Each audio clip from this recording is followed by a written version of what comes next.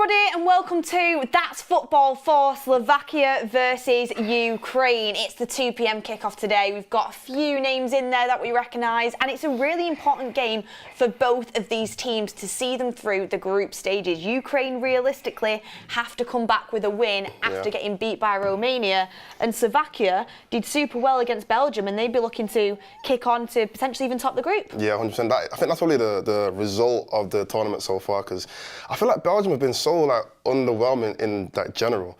It's just me who feel like Belgium are probably the most underwhelming team. Yeah, I feel like they've been the number one ranked team for a long, obviously not now, but for a long time they were number one ranked, and they just never really achieved anything. Do you know how underwhelming Belgium are? They're that underwhelming that when I was doing my predictions, I forgot to even put them as my underperformers because they're that underwhelming. Oh yeah. Now they've got on the players that they have. I know, it's crazy. It's weird. It's insane. They probably got one of the most star-studded teams in the past, I say 5, 6, 7 years. They've got some good players in there, and they've got the best midfielder in the world playing for him in Kevin De Bruyne. Literally. They've got Doku, haven't they? They've got Onana from Everton, just names I'm kind of picking out there. You've got Lukaku up front. Yeah. But he's more of a hindrance than a help at the minute. But yeah, it's crazy. And Slovakia did really well to kind of hold on to that 1-0 against them and get it over the line. So I'll be excited to see him today. Plus, Ukraine as well. I think a lot of people had them as maybe a dark horse into this tournament. Got beat up 3-0 by Romania. Yeah, that's another one. You know what it is? I feel like people look at teams and they look at a couple of players that they know. Like, for example, they look at Zinchenko, or they look at Modric and some of these players, and they think, you know what, they have to do well. They've got a couple of Premier League players, and surely they're going to put a good result. But I mean, I said this on the last Watchalong. Sometimes it's just about who wants it more, and I feel like Romania just came out in that game with a lot of fight, a lot of passion, and they took the result, which is what you have to do in these kind of tournaments. I think it's going to be one of them games that kind of opened Ukraine's eyes and sort of woke them up, and hopefully we'll see a reaction today. It'll be interesting who actually tops this group, though. It will. Yeah, I'm trying to think who would they play to top the group, but Slovakia could do it. Yeah, honestly, I think they could. Slovakia, a lot of people were telling me about this, saying that they think that they could actually, be a bit of an underdog. So. Want to go far in the tournament? Yeah, decently. I feel like my underdogs are always changing every week. I don't. Right now, I feel like it started off with I don't know, who was my initial one? I had someone, but then now a lot of people saying Turkey are the underdogs. I've gone with Turkey. You've gone with Turkey. I did originally go Denmark. Yeah, but do you know what? We don't even talk about Denmark. We're going to talk about that in a second. Oh, yeah. We'll talk about that in a second, because honestly, it's going to be a lot of England talking. Honestly, we are going to have a bit of a England talk in a bit. Yeah. I mean, you got an England top on right now, so. I know. Do you know what? I put it on this morning, and I thought. I'm like, why? Obviously, I'm supporting the team and I want us to go far, but that performance last night was absolutely dreadful. It was abysmal. It's like one of the worst performances I've seen. It's like watching United. Yeah, which is heartbreaking. Actually, probably worse. I thought we were going to get away from United when the season ended, but it's like they've just come back. Yeah, exactly. Everyone, make sure you hit a like on the video, get involved in the chat, get your discussions in, conversations in as well. But just looking through the lineup for each team, I'm looking at Slovakia, and there's a few names you can point out. Obviously, Dubravka in goal, someone who's played for Manchester United for a short period. Did he even actually play a minute? But I mean, he got the opportunity to play for United. So he's still at Newcastle, isn't he? Yeah. You've got Skriniar there in the back line. Obviously, he's someone that you can look at. And then if you're looking over at Ukraine's team as well, you've got Modric in there. Yeah. Modric's a really interesting one. I'm excited to see what he can do, because obviously Chelsea brought him in for so much money, and he just doesn't look like he's another anything right now. Yeah, I feel like his price tags can distort what people think of certain players, because, like you said, it's a lot of money, so people just expect him to come and just do have a crazy season. But pace ain't going to get you that far in the Prem. You need to look at Werner. He came in with a lot of pace, and he scored 28 goals in Bundesliga. Came to Chelsea, didn't work. Similar to Modric. So maybe international football might be a blessing for him, because he could rejuvenate himself. One thing I will ask everyone in the chat, and I'll ask you as well, Maud. Who do you think is a better player, Modric or Antony? One of them questions where it's both big flops for their teams at the moment. Modric or Antony? You know what? The United inside me is kind of I can't not say Antony, but at the same time, it's just not Antony, is it? It actually is Modric. Actually would, honestly, I think I think I would say Anthony purely because I think he's scored more important goals for us than when's Mudryk turned up for Chelsea. Like Anthony scored that one against Barcelona. He scored a really important one in the FA Cup. I know he's not been good, but he has scored a couple of important goals. But does that make him a better player? Or does that mean he's got a more important goal? I think Mudryk's still a better player than him. It's just Chelsea are just terrible. Like they're just terrible, isn't it? Yeah, I suppose so. I mean, let's run a poll on that. Because I think it's an interesting one. Let's run a poll. Who's a better player, Mudryk or Anthony? I think Anthony's had more like clutch moments for United, which I know is hard because he's not had that many. Yeah. But I just remember, like he has turned up against big teams. Like he scored against City. I know it was in like a 6-3 loss, but still. Yeah. He scored against Arsenal. He scored against Liverpool. FA Cup. Yeah. FA Cup. He's not. No, he got a really good assist against Chelsea last season. You know the one over to Garnacho. Like he scored against Barcelona. Yeah. Like he has scored. No, you're right. You are giving a good argument, to be fair. Mudryk's never done that. Do you know what I mean? So who would you rather than the team?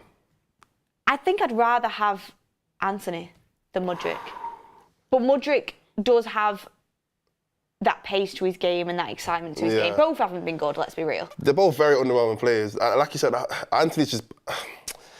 It's genuinely just based on the two clubs. I think if Mudryk was in United, he'd do better. Even though United are terrible, I think Chelsea have just not utilised him in the best way, and he's just been very wasteful. True. I don't see the ceiling for Anthony. But I also do think, I get that. Maybe Mudryk has more of a ceiling, but I also do think Chelsea actually do create more chances than we do. They do. No, they do actually. But then it's super wasteful in front of the goal. Exactly. But it's an interesting one. I don't know. Someone said mud or mud. Exactly.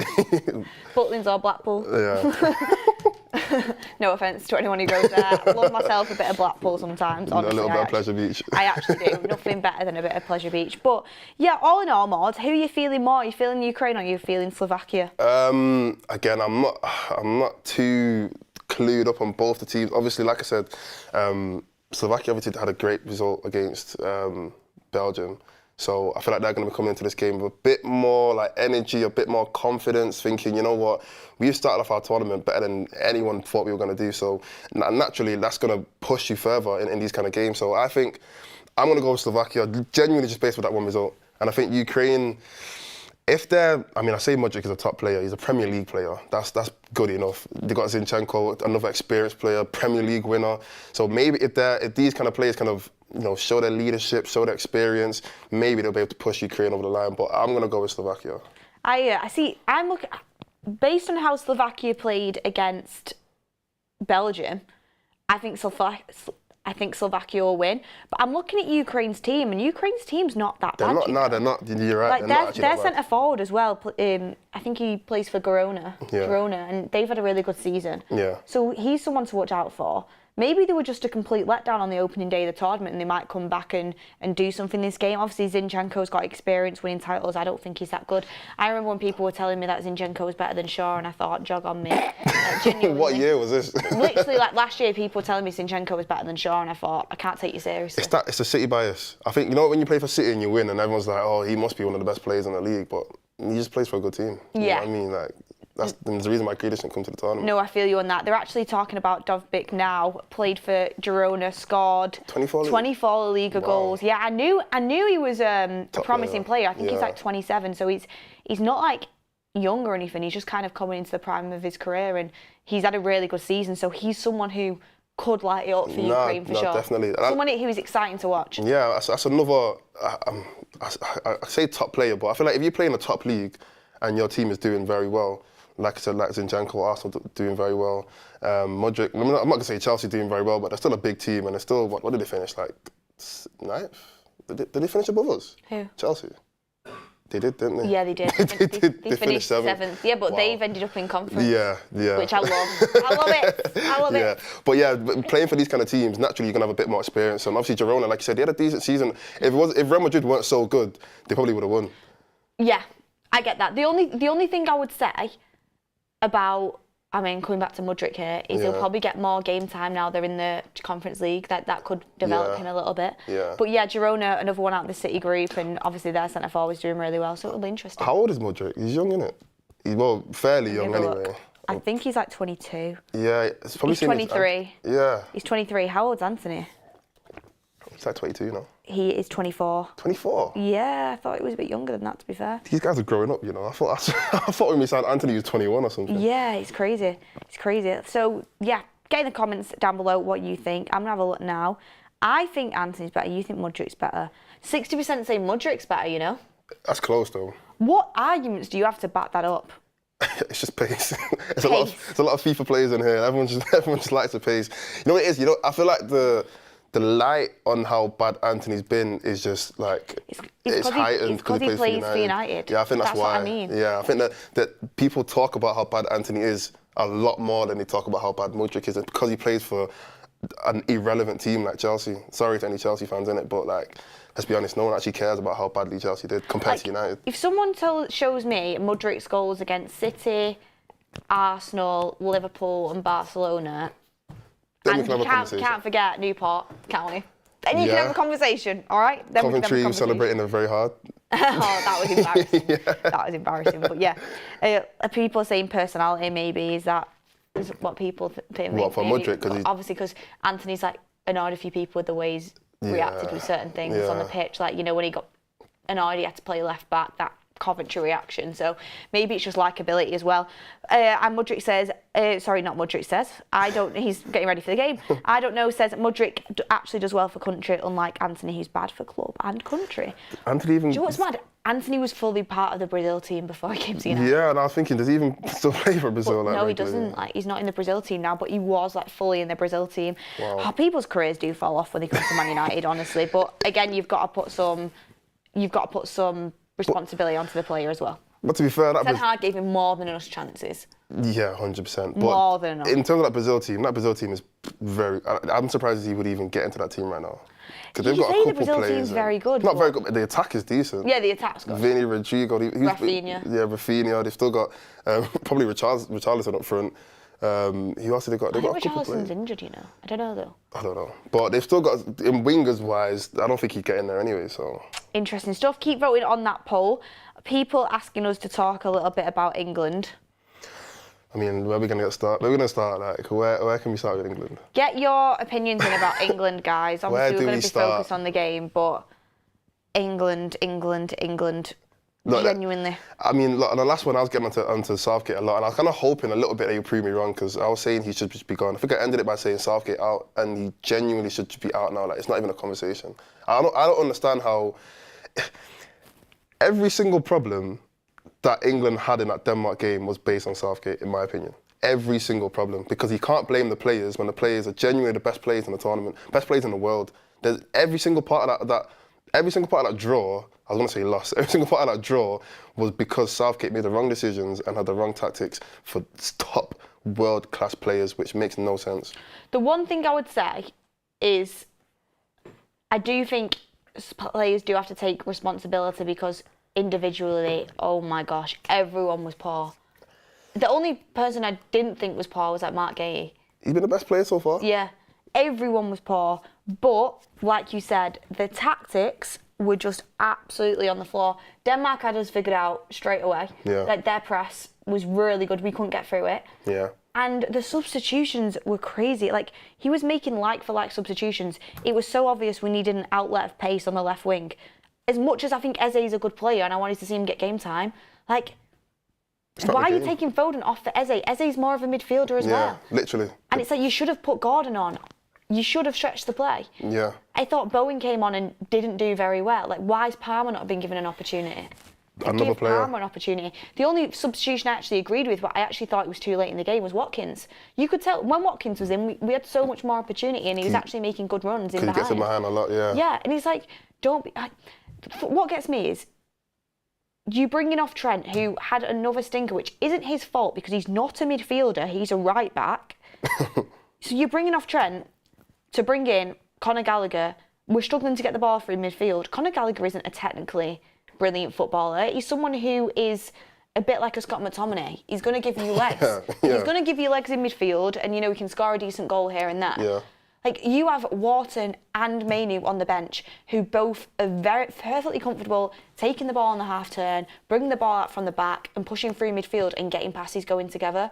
Like, you had Rice, who was having an absolute shocker. Stinker. You had Gallagher Generational next to him, who was just running around like a headless chicken. Yeah. And then Bellingham was basically playing like a centre forward. Like, he just Bellingham was doing what he wanted. No balance. And you know what it is with me as well? I feel like if Southgate really wants to get the best out of his best players, he's got to be able to, and people have been saying this for ages anyway, this isn't new information, but he's got to play to their strengths. Kane's strength is the fact that he can come deep and get the ball and like you said in it, play with his wingers, play it in behind.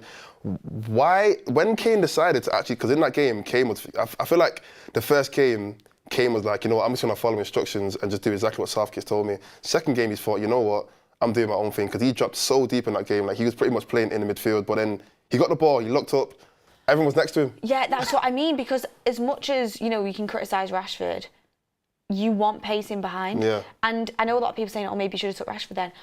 Gordon's literally there. Gordon is there for pace in behind. One of the fastest players in the team. And he's not using him. Yeah.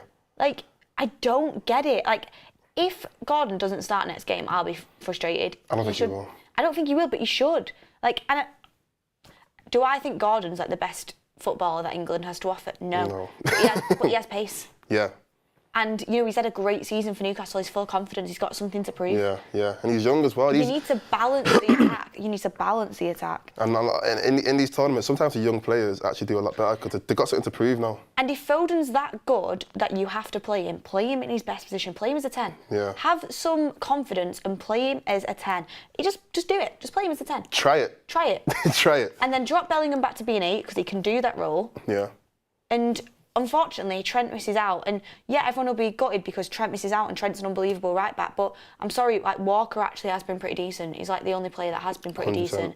And you need him defensively. So unfortunately, Trent misses out for now. And that's just going to have to happen. We have the most like padded squad in the tournament. There's too many players for everyone to get in. Like, a top player is going to have to miss out, and it's unfortunate. We all want to see players like Trent play.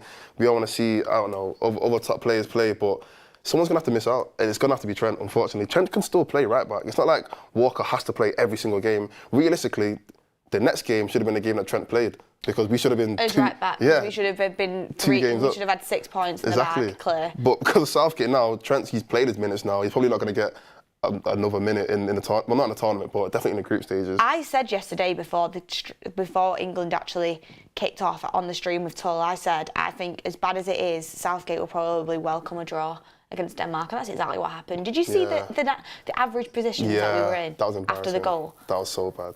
You're acting like you're literally acting like we're Stoke. You're acting like it's Stoke against Barcelona. He was acting like it was Stoke against Barcelona. It was like as good as like Denmark have some good players. Do not get me wrong, and they deserve to win the game. Like they deserve to win the game.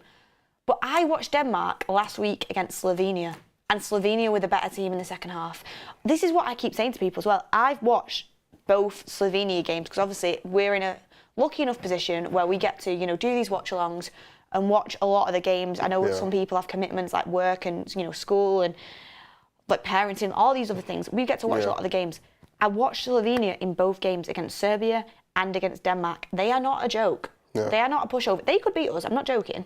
100%. And even if they do, we're probably still going to go through on 4 points, like we probably will. But it'd be embarrassing and we wouldn't get top of the group. We need to top this group. Or maybe, would we still top the group? I don't know. But yeah, I think it's like goal difference. I don't know. Yeah, it's like Slovenia gave Denmark more of a go than we did. Watching them games, absolutely did. We should have lost to Serbia. Like Serbia, let me not say lost, but Serbia could have equalised. Yeah, 100%. And Serbia, we probably had the easiest group out of. I think we're like ranked 5th or 6th in the FIFA rankings, whatever. Out of all those teams, we've had the easiest group. We've got Serbia, Denmark, and Slovenia. Yeah. That should have been a walk in the park for us. I was saying yesterday, if we turned up like that against any half-decent team, we would get absolutely cut open. And that's been a story for England for the past 3 tournaments. Yeah. Every time we come up against a good team. I was literally thinking about it like this. Look, right, we've got all this attacking talent, Yeah. Like, the best attacking talent we've had in how many years? Like 20 plus years. And we look like the most boring team alive. And we've scored 2 goals. We've scored 2 goals. We've scored 2 goals in the first 2 And they weren't even games. the greatest goals. We scored 1 goal per 90 minutes.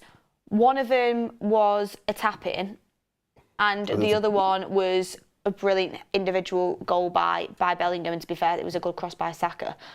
And like the one against Denmark was basically a mistake from the Denmark player. Was. So it's like we scored 2 goals. Like, look at what Germany are doing. Look at what Spain's doing. Yeah. Like, it's actually embarrassing. And it's I feel Beth getting stressed. We lost to Iceland, for God's sakes. I know it was a friendly, but it still haunts me. I feel like that game yesterday was probably the worst game since our Iceland game. Because that Iceland game kind of haunted I think me. that was worse. You think it was worse? Like, I genuinely watched it thinking it was worse. And do you know what absolutely gets me as well? Sorry, guys, I know I'm going on about it. Do you know what absolutely gets me? Yeah. Everyone who was out here after the Iceland game trying to pin it on Kobbie Mainoo, you know, saying he's not good enough to partner Rice. The media, by the way, not actual, you know, like people who watch the game and know how good Mainoo is. People who are trying to scapegoat Mainoo for that performance. Do you know what? Well, what do you think now? Yeah. Because we've played 2 games and we've been dreadful. And Rice is still there. And we need Mainoo. Like, what was that article? Like, Mainoo's still not experienced or quality enough to partner Declan Rice. It was something about that. Well, Trent can't partner Declan Rice, we know that for sure. And Gallagher came on, it didn't look better either. So I think Rice ain't good enough to partner Mainoo. How about that? I think Mainoo in that midfield would be the best midfielder that we have. Facts. 100%. If we're talking about... Because I don't understand how... Look, I mentioned before a little bit about young players. Look at the young players in this tournament so far. We've seen Yamal absolutely have a monster tournament. Even Nico Williams on the other side have a great tournament. Oh my God, Nico Williams, by the way. Baller. Absolutely. Obviously took apart Spain, but I'm not took apart Spain, Italy, but amazing game. We've seen Musiala, he's like 20, have an amazing tournament. There's been a few, Arda Güler. Great tournament so far. This whole, he's too young, he's not experienced enough. What did Arda Güler do for Real Madrid last season? He barely played and he won nearly everything. So it's not about how much they've done for the club. Put these young players into the team. Let them get that experience at least. We're talking about a guy, by the way, in Mainoo. Like, this is what I don't get. Like, Trent's been playing like both games, and I know he got subbed at 53 minutes, and then you bring in Gallagher on as well. Like, you bring in Gallagher on over Mainoo or Water just gets me. but also, like, a guy that literally is carried an underperforming United side, won man of the match in the FA Cup final with a winning goal and a goal in the semi-final against the best team in the world. Like, arguably, yeah. Basically, yeah. Real Madrid now won the Champions League, and you don't have the bottle to start him. And he also scored a goal against Liverpool in the FA Cup semi-final the round before that. And not only that, when he did play for England, he got man of the match. And, you know, you talk about inexperience. Like, Mainoo has turned up under very pressurising situations. He's got man of the match for England before, man of the match in the cup final against City, and scored a winning goal. Scored a really important goal in the Liverpool game. Also, you know, scored a last-minute winner against Wolves, a pressurising point in the season for us. Like, he turns up in big games. It's not even, he doesn't even have to score. His first game for United was, what was it, like Newcastle away? Yeah. And then it was like Anfield away the next game. And then it was like Goodison Park, and then he played against Galatasaray, and then he played against Bayern Munich. Like, he doesn't even have to score to be our best player. No. And that's how good Mainoo is. It's mad. And I know people say, you know, don't big him up too much, but the fact of the matter is, what Southgate is doing is he's forcing Trent into this role that he shouldn't be playing. And it's like we've got no other midfielders. And it's like, this is also a guy that took 0 fit left-backs, by the way. It's his competition. Like, 0 fit left-backs. Yeah, but Luke Shaw is just chilling. He's not going to play a minute this whole tournament. Luke Shaw will not play a minute. He can't. You've played Trippier this much now. What are you going to do? Put Luke Shaw in our most difficult game and then we lose, and all of a sudden it's Luke Shaw's fault. Is that fair? And plus, you need minutes to integrate yourself back in. He's not played in months. He's not played for United. Honestly, in months. He's not played anything. Like, I don't know why you even took him. I'm not joking. I think he should have taken Mitchell, and people have a laugh at me for that. And again, it's another Crystal Palace player. But why not though? Why not? Mark Goldbridge been our best player. The most English players in the squad, by the way. But generally, I would have took Mitchell. I didn't know that. Is an option. Like, Trippier's done all right, but like, I think you need at least a left back in the team. And if Luke Shaw's not available, I would have at least took him as an option. But anyway, this game's about to kick off. Don't even get me started. I don't think anybody would have done what Southgate did yesterday. Like, stretch the play. Bring someone into midfield. We couldn't get the ball through midfield. Pickford was like looking around thinking, what's going on? Oh, it was bad. And you know what it is? One thing I do hate as well, just before we kick off, it makes people not like Trent. And that's what I don't like, because Trent is a super top world-class player. Yeah. And now everyone's getting to Trent saying that he's not good enough. He's been hung out to dry, made a scapegoat. It's not fair. Like, that's someone in that 53rd minute. Like, it should have happened. Let's be honest. I think it was for the wrong player. You can see in his face that he's thinking, I didn't even want to do this anyway. He's been hung out to dry, playing a role that he's not used to playing. Like, not only, right, we're kicking off the game now, and we will focus more on that. But not only with Trent, this is the thing. The best manager, one of the best managers that's been in Klopp, has had the guy for how many years and barely played him in midfield. He's played right back in Champions League finals. He's won the Premier League playing right back. And not only that, like, playing in midfield takes away his best attribute, which is crossing, because he's coming more like from the middle. Yeah. I get people think he has a ping in him over the top, but we've not got anyone with pace to run in over the top. Do you know what I mean? Yeah, no, you're right. This is what... Right, this gets me, right? This gets me, right? Take a drink. Can't even... Right, Trent's there in midfield for his pings over the top, even though like you're cutting out his crossing because he's not playing wide, he's playing more in the middle. Yeah. Also, you know, Trent's not the best at tracking runners, which is... And then that's what you have to do. You have to have your head on a swivel. Yeah. And it's hard to just jump into playing in the midfield when you've... I think it's the hardest position, honestly. But he's there to like maybe ping a ball in behind and you know them creative passes. You take him off and then bring Watkins on, who is a player that runs in behind. Literally. Do you know what I mean? Yeah. You are playing him when there's Kane, Foden and Saka. The only one who's really making a run in behind is Saka, but it's not even his game properly. Yeah, he wants the ball to his feet. Like, Foden's there right in front of him. Kane's there coming deep right in front of him. They're short passes. Yeah. Trent's there for the pings in him, and there's no runners in behind. It doesn't make sense. You're taking away Trent's best attribute, and you're expecting him to have a good game. It makes no sense. And then when you actually bring someone on who suits the way he plays in Watkins, you take him off. Oh, don't even. And the fact that Southgate's linked to United, it hurts me 100 times more. I think that's why United fans are so... Slovakia are already on the attack here. Let's see if they can get an early goal. I think Slovakia's going to win this game already, just from the opening moments. Yeah, they had not a decent chance, but they got the ball in behind. But they did well against Belgium, and there's a reason. Like, Belgium obviously have underperformed, but they've got some good players. Who do you think is going to be the... other than Belgium, who do you think is going to be like the big team that kind of shocks everyone about how badly they're going to do? England.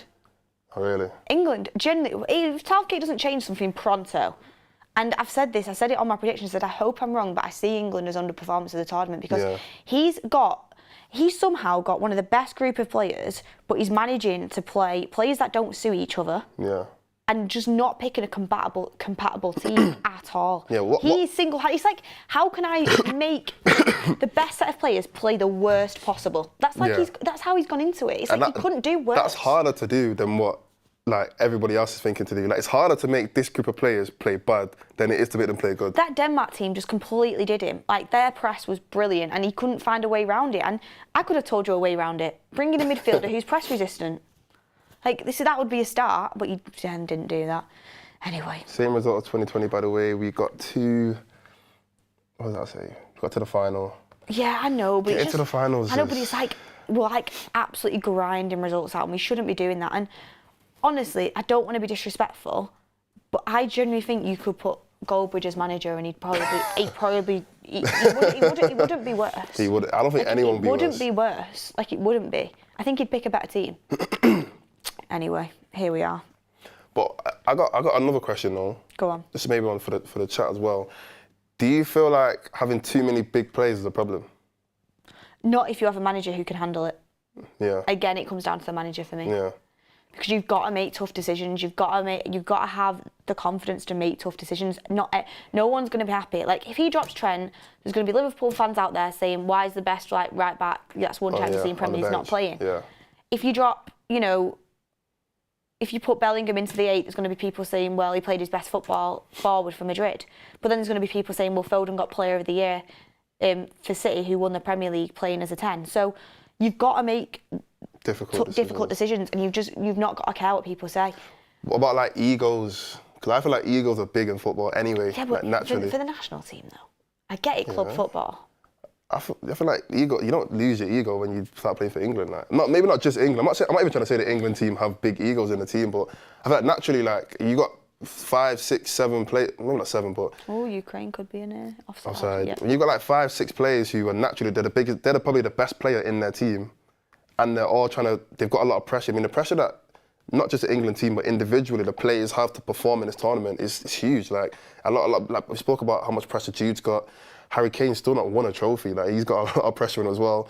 People are talking about like how Saka, Foden, like these are the best players for their individual teams. They've had amazing club seasons. Let's see if they can do it for England, especially because, you know, Grealish got dropped, Rashford got dropped, Sterling got dropped. Now people are looking at the wings that we have and thinking, okay, well, you guys are the ones that have been picked. You guys have to perform now. There is a lot of pressure on these players, so naturally there could be some egos in that team, and I feel like that could possibly play like have an effect on their game. I get that, but also like he's not taken Grealish or Rashford, who are very experienced, you know, senior players, and he's taken, you know, Gordon and the Palmers, and I think, you know, you've got to have a manager who's strong enough to deal with that if that is the case. And the team do look pretty together, to be fair. Yeah. That's one thing that he's actually done decently well, is that the team together look decent. Ukraine on the chance there. Like, they look like they've got a togetherness. But in terms of on the pitch, as in playing football, there is absolutely, like, it couldn't be worse. And do you know what, for me, strikes me as, like, genuinely, like, this is, like, there was big issues. Yeah. The comment after the game of we've not got a natural replacement for Calvin Phillips, that to me struck me as I actually wanted to take Calvin Phillips, but the only reason I didn't do it is because I know I would have got backlash. How you can use an excuse of not having Calvin Phillips, who genuinely like never played a minute at City and actually got dropped by West Ham because he was so poor, as a reason to why you are not playing well, when you have the biggest depth of quality that you have. It was an absolute embarrassment of an excuse. I'm sorry, it was. I think that's disrespectful as well to the players at the tournament right now. If I'm Mainoo or even Gallagher or like sat there hearing that, I'm like, what? You brought me for a reason. Like, I get that Calvin Phillips was really good in the last Euros. I get that, but times move on. Times change. Like, you can't be holding on to that. Oh, it really kind of like. It's a punch in the face. Mainoo, I'm not joking, he's 10 times a player of Calvin Phillips already. Easily. So how can you even say we don't have a natural replacement for him? Like, Mainoo is played as a 6 for Man United this season, as a 6. Slovakia or decent cross. Like, he can play as an 8. Like, oh. I think Mainoo could get into that City team. Calvin Phillips couldn't get 45 minutes out of that City team. No, he couldn't. I don't think Mainoo starts for City, but I think he could. I think he'd get more minutes than Phillips. He'd get minutes though. Get more minutes than Phillips. 100%. I mean, look, I think maybe because it's his first season, but give him 2 seasons, Mainoo will start for any team in the Premier League, I think. But yeah, honestly, just like, oh, it just hurt my head. It really did hurt my head seeing that. And all I can say is, I know not everybody in the chat is English, but or even a United fan. What I would say is, the only positive that I think's come out of this, of how poor Southgate's done so far, and I know it's only 2 games, but it's been bad, is that even if it goes wrong with Ten Hag next season, he won't be getting it. He won't be an option because there'd be too much backlash. And if he is, I just think even if you are Ineos, you're watching this, you're thinking, thank God we didn't go down that road. Like, thank God. But I'm actually curious to know where everyone in the chat actually is from. Yeah, get in the chat down below. Where are you from? What you're thinking? What you're feeling? Get some comments in. We just went on a bit of a rant there, actually. So I've got some super chats in that I'm going to read out. Hit a like on the video, please, as well. Hopefully this will be an interesting game for us. Ewan Vickers says Mudryk is the Ukrainian Dan James. Dan James was very quick. Don't disrespect Dan James. Dan James was very quick. He's got a couple bangers early in his United career, and then he kind of fell off. We've got Keil Robinson saying Anthony will come good. I hope so. I hope so, yeah, I know. £90 million, like, he needs to. Sai Rigara says Southgate knew a draw will do. GP says Ukraine to win. Can you wish my ferret a happy birthday? Happy birthday to GP's ferret. Interesting animal to have with you. You know what, both teams are getting in behind a bit, but it's just that final pass really isn't. It's not really coming off. Yeah. But I can see a couple of goals in this game though. We've got, here's one for you. I've got so many different nationalities in the chat. Switzerland, Sweden, China, USA, living in Slovakia, so come to Slovakia, or Slovakian fan in the chat. Scotland, Ireland, Los Angeles, Germany, Singapore, Turkey. I bet you're excited to see how they get on throughout the tournament. Indonesia. I've already booked. Oh, Slovakia are in here. Good save. I've already booked a table on Saturday night at 7:30 to go and watch the Portugal-Turkey game. Oh yeah. Because I'm just so excited for that game. Where have you been watching like the England games and stuff? I've literally not been out to watch one yet. I've watched both at home. Yeah. To be fair, it's not been that great anyway. Because I was in the airport for one of them. Yeah. Yeah. Yesterday, obviously we did the watch-along before it. What a save! How was that not a goal?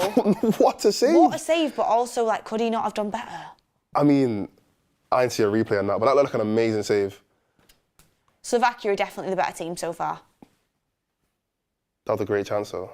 We haven't done a score prediction yet. What's your score prediction? Yeah, so I think Slovakia are going to win. Ooh, score prediction. You know what, yeah, from the first 10 minutes, I feel like there's going to be a couple of goals. So I'm going to say 3. I'm going to say 3-2, because Ukraine actually need to put in a fight.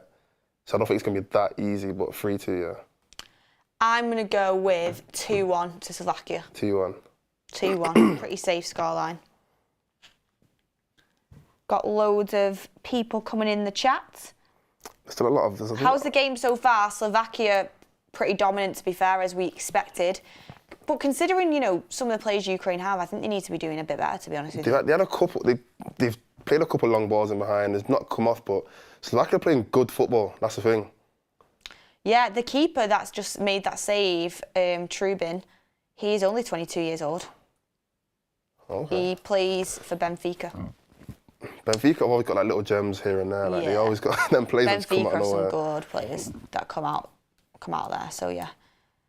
Singapore, wow, it's a crazy place, isn't it?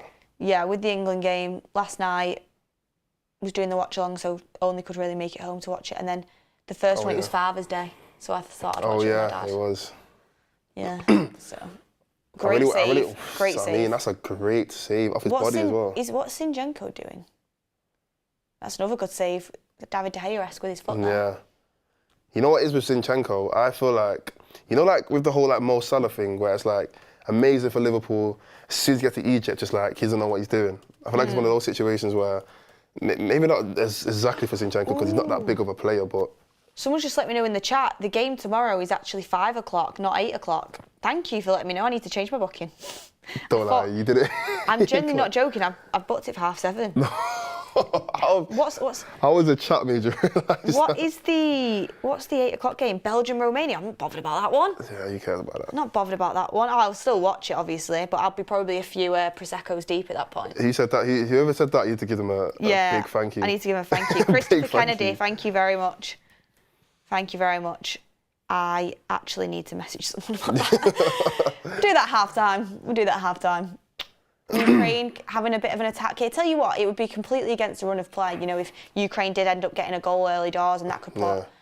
A long shot there, though. You never know with these long shots. Yeah, they could come out of nowhere. Long shots have been coming. Like if I'm one of these teams and I'm thinking, you know what, we're a bit like backs against the wall, I'm saying, you know what, just take a shot from far. You never know. You actually don't know in this tournament. Do you know what I'm happy about as well? And I know, again, don't want to speak too much about United, but Lisandro Martinez got through another full game yesterday. Yeah, decent game as well. Yeah, played well apparently. Yeah.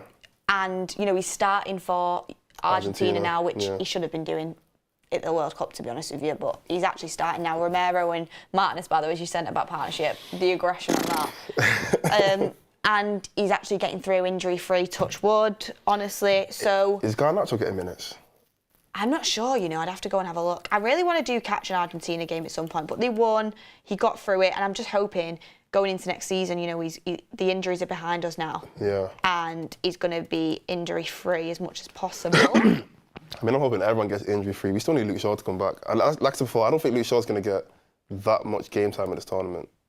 Unless it's a case where, like, Trippier gets injured. No, Garnacho didn't come on yesterday. He didn't come on? No, hopefully his time will come. Who, They've got a decent team though. Yeah, Like I was up gonna front, say. they've got Alvarez and Messi. They've got Di Maria. They've got DePaul. They've got Paredes. They've got McAllister. Oh yeah. That's a You know, they've decent got a team. decent team. And then off the bench came Lautaro Martinez, who's had a good season. So Start. I do think Garnacho should get some game time though, hopefully soon. So start to Anybody start to- watching Copa America, by the way? What's going on in that? How's it going so far? I've not managed to catch a game yet, but I do want to watch an Argentina game at some point. Did Copa America? I've heard this somewhere. Did they like change their like how often they do it from like 4 years to like 2 years or something like that, or 3 years?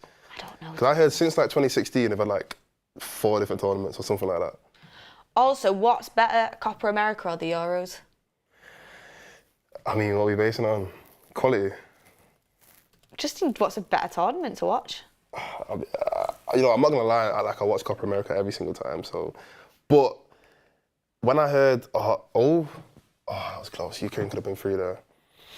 What's better? Ooh, I think I'm gonna let the chat answer first. Because I feel like everyone's gonna say Euros because naturally they've got better teams, better nations, better players.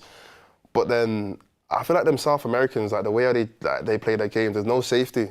Like there's no like, oh, we're playing for a draw. There's none of that. It's like the energy in South America is crazy. Like whenever I see a Copa America game, it's like the whole atmosphere is just incredible. You know, and let's be honest, Brazil and Argentina will be the two best teams, or two of the best teams anyway, in the Euros as well.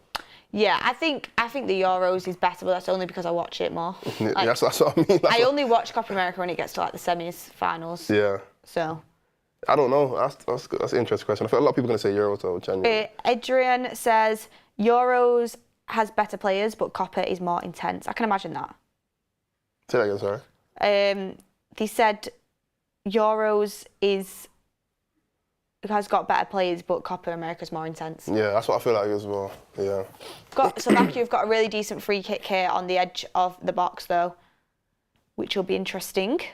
Everyone talks about Argentina and the refs and how it's a bit not rigged, but like there's a bit of behind closed doors, like little bit. Oh, it's a really good free kick and another good save from the keeper. This keeper's good, by the way. He's saving them. Really good. It's like one of them situations where he gets a big contract at the end of this tournament. Well, you know, it's a time for them to show off. Only 22 years old, like he's got a future ahead of him. So it'll be interesting, actually. Yeah, we'll see what he does after this tournament. Yeah, Brazil and Argentina. Don't forget Uruguay. Facts. Yeah. Oh. Papos. Oh my God, it's in. Oh, it's 1-0. That is poor defending, though. That's terrible. But it's been coming though. It's been coming. It has been coming. Terrible defending. And Slovakia actually look good. Maybe I should go with a 3-1. You know. There's gonna be goals. Slovakia, they're gonna top this group. Look at that fan. Slovakia are actually going to top the group. Wow. I'm assuming that's a Ukraine manager. Yeah. Oh no, I think that's the Ukraine manager going. No. Well, let me see the replay for this. Good, like obviously did well his header, but this lets him run off him. It's a bit of a wild cross. Is that Zinchenko? If it is, it is. Ooh. And See? keeper. Keeper, I'm allowed the keeper because he's had some good saves. He's kept them in so far, but Zinchenko, look, City bias. He came to Arsenal, hasn't performed the greatest. Look, that is poor from Zinchenko. Really poor. It was a good cross though. It was a bit of a wild cross. It was a little bit of like a hit and hope. Yeah, we keep seeing that pay off in these Euros, a hit and hope. By the way, Ukraine have just completely underperformed, and you know what? Like, it's a team you want to do well because of everything that's happened with their country. Yeah. You know, it's a team that you want to do well, but they've underperformed. It's a storyline. It's a nice storyline of Ukraine that goes pretty far in the tournament. But to be fair, there's a few countries that have got a good storyline. I want to see Denmark do well as well, just because of the whole Eriksen thing. Yeah, fair enough. You know what I mean? Fair enough. But Zinchenko, man, is he the captain as well? He probably is. I'm going to have a little look. Let us know in the comments. Is he the captain? It doesn't say on here. Who is the captain of... He might be. Let us know. But yeah, he's got to step up now. He's got to step up. Yeah. You're one of the leaders of the team anyway. He might not be the captain, but he's one of the leaders of the team. Could you imagine if Romania and Slovakia are the two that go throughout this group and Ukraine and Belgium go out? It's the Euros, Because I think everyone football. thought it was going to be Belgium and Ukraine that went through. And Slovakia and Romania have just turned up. This could be like one of them a case where you remember when Germany like really underperformed in was it the Euros or the World Cup? Oh, Yarmolenko's the captain apparently. Oh, okay. Understandable. Got a lot of experience. Yeah. But do you remember when like Germany really underperformed? I think it was it the World Cup? Was it not the last Euros? Was it the last Euros? That's why they went out of the group. Yeah, that's what I mean. Like they proper underperformed. I think it might be one of them cases with Belgium. Belgium always underperform, to my knowledge. Why do you think that is? Oh, wait, they've beat us before, haven't they? You know. Probably like. They've beat us in like a semi-final or something, I reckon. Oh, was it the 3rd and 4th place game? Oh yeah, it might have been. Yeah. And they beat us like 1-0 or something stupid. Oh, we're so boring. It's England for you. I feel embarrassed to be wearing my top. I don't. I love my country, but still. Everyone's saying in the Argentina game, Messi should have scored. Is Messi having a good? Someone said he was rubbish tomorrow. Yeah. Not tomorrow, yesterday, but. Oh yeah, Germany. It was the World Cup where they got grouped. Germany. Oh yeah. In 2018, Euro 2020 out of the last 16, World Cup 2022 grouped as well.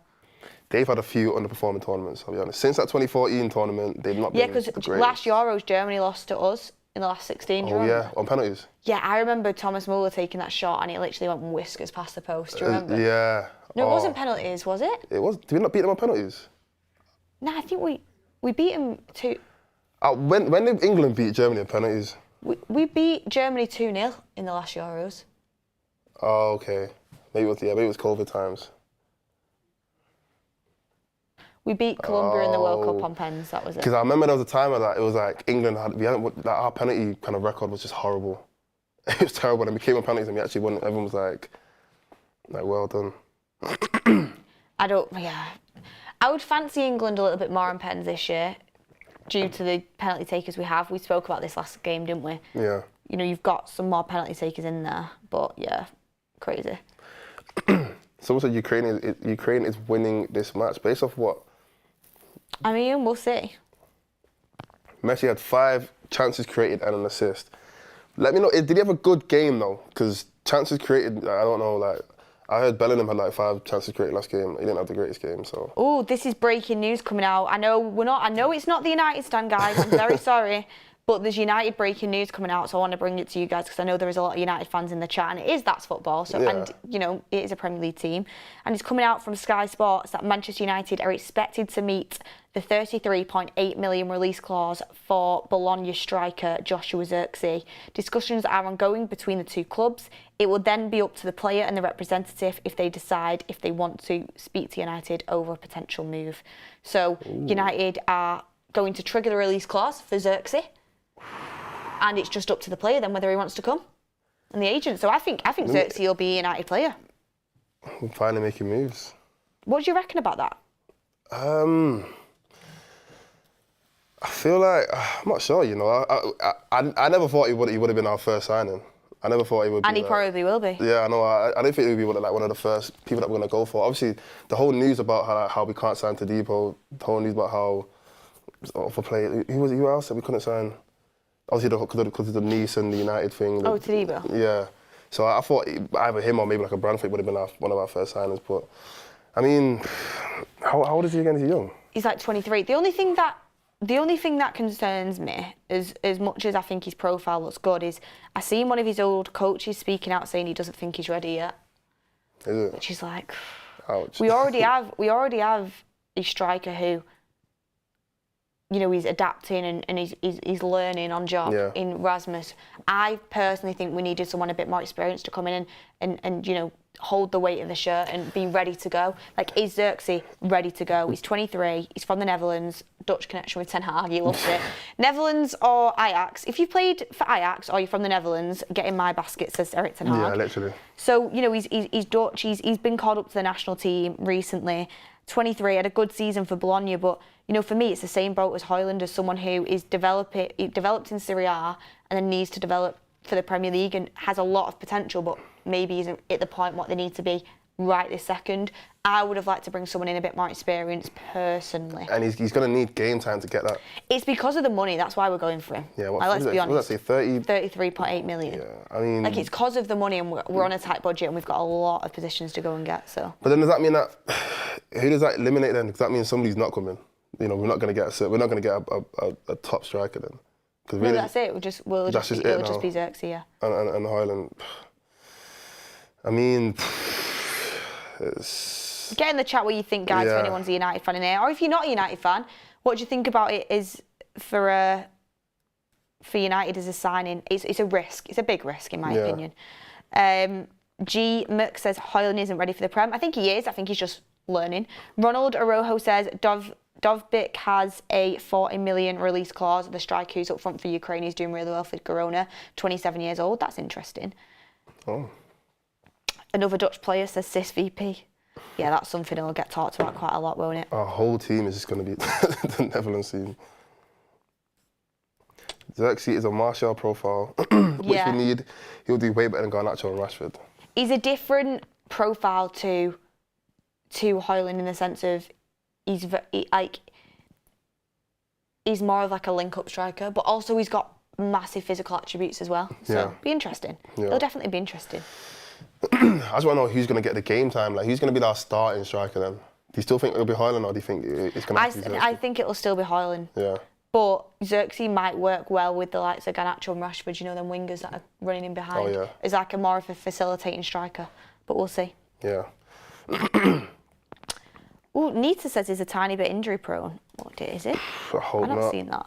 I'm traumatised by injuries from last says, season. why isn't England playing Cole Palmer? Don't. You got to ask the guy at the top, man. You got to ask him. Dr. Kempo says, would it be an Eric Ten Hag signing for Xerxes or a Sir Jim? I think it would be a combination. I think it shows a combination. I think in terms of Ineos, it would suit them because of the price. Yeah. And, you know, he's young. A lot of people saying that United want to buy 25 and under. And, you know, he's good value, and that's what they want to do. They want to get value in... Oh, Slovakia on the attack here. Oh, free kick outside the box. I thought that was a free kick. Referee's waved it off. But yeah, he's good value, and he fits in terms of football, in terms of the profile that we need. But I think also Eric Ten Hag has obviously approved it. He obviously likes Dutch players. We know that. Yeah. He's obviously someone he's probably had his eye on. So I think it's a combination, to be honest. But the one thing I would say, if a signing does end up flopping from this summer, no one can blame Eric Ten Hag, because we've got a new structure now, haven't we? So it's not Ten Hag signing. You can't say these are Ten Hag signings. The last ones, Anthony was a Ten Hag signing. What's he called? Mount, Onana. These are Ten Hag signings. But now it's like the same way how City do their signings, where it's like it's a mixture, it's a combination from their owners, their directors, and obviously Pep. That's what United do now. So, I mean, I just hope that this works out for Ten Hag, because he's on his last legs this season. Like, he's got to do well. There's actually no second chances now. He's got to do well. It's like a cat with 9 lives, and he's on his last one. Like, United have to perform. Oh, Slovakia coming again, heavy touch. Slovakia are all over Ukraine though. Yeah. Mudryk just got bullied then again as well. That left-hand side. I'm sorry, people who were saying, the votes are in here, who's the better player, Mudryk or Anthony? How Mudryk's carrying 62%, I have no idea. Ball knowledge. But like I said, it's just because Anthony, it's that United bias, because he's been so bad for United, it's going to get highlighted a lot more. Watch him score now. Oh, it's actually a decent through ball. Oh, I said, what a challenge. What a challenge. Dovbyk again, looking good. That was good feet as well from him. Anthony disrespected. Is Anthony really as good as people think it? It's bad. As bad, yeah. We've seen Anthony play. Ten Hag only lost 9 lives. Zinchenko on the corner. Do you know what got me as well? When Bowen came on yesterday, took 2 corners and neither one of them went past the first man. I think Bowen's a great player, but how are we doing that? The fact that we're relying on Bowen to get us our goals is Samuel insane. Jones says Hoyland got pocketed by Gahey yesterday. There's no chance he's a United starting striker. Yeah, he has to improve. Gay's not a bad player though. Gay's a really good player and someone who I would actually like at United, to be honest with you. He's been England's best player this tournament. Oh, Mudryk goal coming. Oh. Decent chance. Nearly. See, these deflections, they keep leading to chances. Yeah. But yeah, no, don't disrespect Gay. He's some terrible defender. He's a good player. Gay's a good player, and honestly, someone who I wouldn't mind signing, to be fair. He's doing really well. And he plays on the left as well. Yeah. So, yeah, I mean, Hoyland, to be fair, I didn't, as much as I want Hoyland to do well, I didn't expect him to have a crazy game, I'll be honest. It was always going to be difficult for him. Here's one for you. Yeah. Obviously, you've got Michael Oliver as the referee today in this game. It's always weird to see like, the English refs in these sort of games. It's Michael Oliver refereeing. In the Prem, is there any referee that you think like is the worst? Who is the worst The worst referee in the Prem? Oh, that's a good question. Do you know what it is? I'm trying to put names to faces. I'm trying to think about it as well. Someone put some in the chat. There are some absolutely atrocious referees in the Premier League, I'll be honest. People will automatically say Oliver, right? But I actually, Oliver has been poor, but I think he's actually been all right for United recently. He refereed the FA Cup final, and I thought he did. Oh no, he didn't. He was on VAR for the FA Cup final, and I thought he did a decent job. People are putting Hooper. I think what is a really good shout is Anthony Taylor. I think all of them. Taylor. He's so inconsistent. Yeah. There's a guy in front of me at United. Oh, it's hilarious. Every time Anthony Taylor's reffing at Old Trafford, he's screaming, Taylor! And just screaming abuse. It's honestly I honestly think the Premier League refs are just... Someone said to Simon Hooper, I'm going to have to look up his face. Yeah, I'm trying to put faces to names because I'm really bad with Oh no, yeah, Hooper. I think Hooper is he's really poor. Yeah. Yeah. Is he the referee that celebrated one time when Arsenal scored? There's one referee... He was the one who... Remember when City were through on goal and he brought it back? Oh, was it him? When Grealish went through, yeah. Yeah, he should have been fired after that. Yeah. Also, can I just say, how much better has VAR been at the Euros than it is in the Prem? Yeah, it's that automated thing as well. There's not even been any controversial discussions. Yeah. There's been a couple of things where you think, that Rodri red card, the Austria-France thing, but that was the referee, that wasn't down to VAR. When it went out for a goal kick, but it should have been a corner or something like that. Yeah. That was the referee, it wasn't VAR. But I think VAR works so much better. And when the Premier League did have that meeting about VAR, whether to abolish it or not, and Wolves were the only one who voted yeah. I always thought, I don't want to get rid of VAR. Sorry, I've got hair in my mouth. I don't want to get rid of VAR, but we need to use it better. Yeah. And that's exactly what is an example of that happening. But it works better in other leagues as well. I've got hair in my mouth, I can't get it off. It works better in other leagues. Anytime I've seen, I know a lot of people who obviously watch a lot more international, European football, and they say, look, VAR is nowhere near as bad in other leagues than it is in the Premier League. The Premier League is levels below every other league. So, in my opinion, it's not the actual VAR the problem. It's just the people who are doing it, literally. So, I think that's why it works better in international football as well, because they're getting the best people from around the world, or I guess Europe or whatever, to man or to control these decisions. So unless the Premier League just want to hire some new people or just train the people that they have a bit better, then I understand why people want it gone. Yeah, I get that. 32 minutes in here and you've got 59% possession to Slovakia, 41 to Ukraine. Ukraine have come into the game a little bit more in the last 10 minutes or so. Yeah, no, they have. They're working it around a bit more. When it's 1-0, there's always there's always chances. We'll see what they can produce. Eric says in the Bundesliga it works really good, quick and efficient. Yeah, that's what I mean. In other leagues, they're doing it right. I don't understand why in England it's such a difficult thing to do. And it's just the problem with England is that it's not the little decisions that they're getting wrong. It's big game-changing decisions. A few people in the chat have said that female refs are better. Oh, why has he done that? Why has he done that? Still alive. Oh, he's hit the bar. Off the post? Oh my God, have they got another chance? They've just hit it against each other. Oh my gosh. Offside big anyway. Chance for Ukraine. It's a good strike, that. Why is he backheeled it? Oh. Why is he backheeled? I need to see the replay. He was through on goal. I don't think he's going to, cross it in or shoot. I think he's shoot. Offside. No one's offside there. I think he should shoot instead of backheel, do you? Yeah. Oh, number 7's offside slightly, but he wasn't really involved. And then that's Zinchenko with the shot. Good chance though from Ukraine. Tiki Taka Football says Mudryk just needs to stay on the wide left and have chalk on his boots. Greg, can you hear me?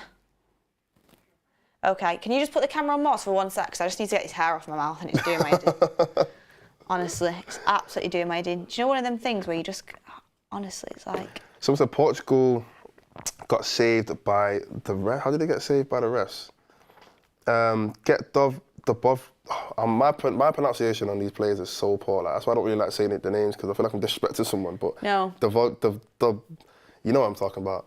In a good position a couple more times, and it's a goal. Like, Ukraine have been in decent positions. So, like I said, that's why I think there's going to be a couple goals in this, because not only Slovakia got in decent positions, but Ukraine in the past, let's say 10 minutes, they've had some good chances.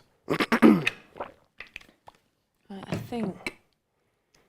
Right, I'm back in the room. Best doing like a mid-game... A mid-game adjustment, yeah. I just had a hair stuck to my lip gloss and it just would not move. And I was like, that can't be happening for the rest of this game, because it would just do my head in. What did someone just say there? And I've just seen a chat in there. What are your opinions on Nico Jackson as a player? Nico Jackson? Chelsea, innit? Nicholas Jackson. Yeah.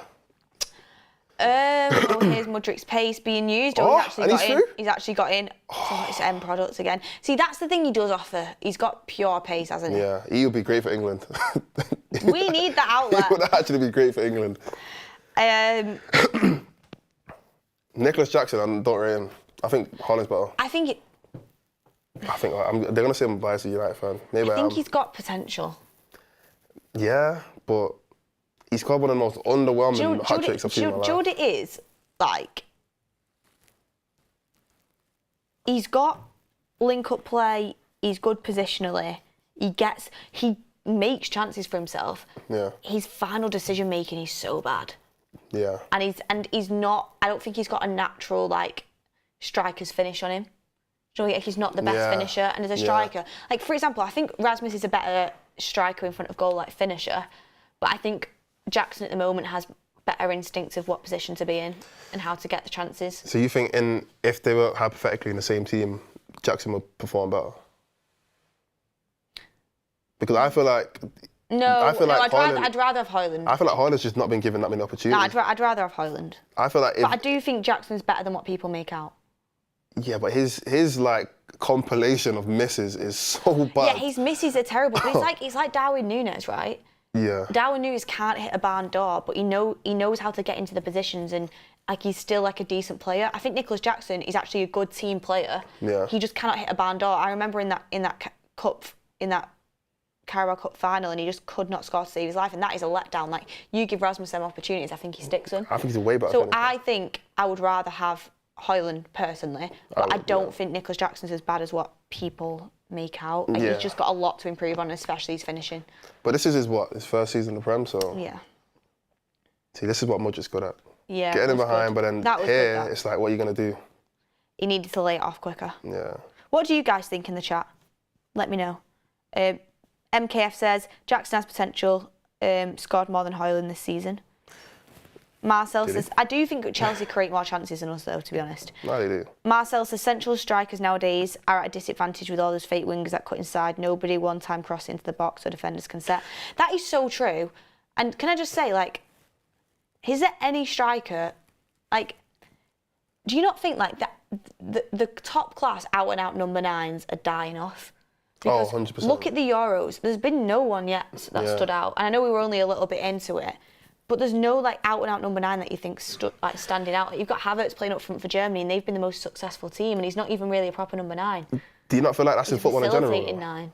Do you not feel like that's football in general? Yeah, probably. I feel like wingers are goal scorers now, so it's like the need bad touch. The need for a top striker isn't as crucial because, like I said, I mean the highest scoring. The top scoring players, you know, in football in general now. I mean, you look at Salah, he's been running the Prem for how long? Son's been scoring a lot of goals in the Prem. You look at Mbappe. Mbappe is a striker technically, yeah, but he has played in the wing. Vinny scores a lot of goals. Obviously, Jude's not really any of them, but I think wingers nowadays they're taking over from that role from strikers to get the goal. So we don't need a striker who's going to get you 30 goals a season now, because you can have 2 wingers who can do the same thing. Somebody said, I agree with you, by the way. Yeah. Like the winger, we've moved into an era of like goal scoring wingers. Yeah. You have Jamie D that says if you could mould Gabriel, Jesus and Rasmus into one player, you'd have a cracking player. Gabriel Jesus. For Arsenal. Why? Because to be fair, he's got good hold-up play, good link-up play. Yeah. He's a bit of a bully. I guess. I think what Rasmus needs to improve at is bullying defenders. Yeah, but that's a physical Really thing. He badly needs to needs just grow to in improve it. on that. Yeah. And also, you know, making them runs at the right time. But I think he's got a lot. I think he's got everything to his game in terms of potential. Yeah.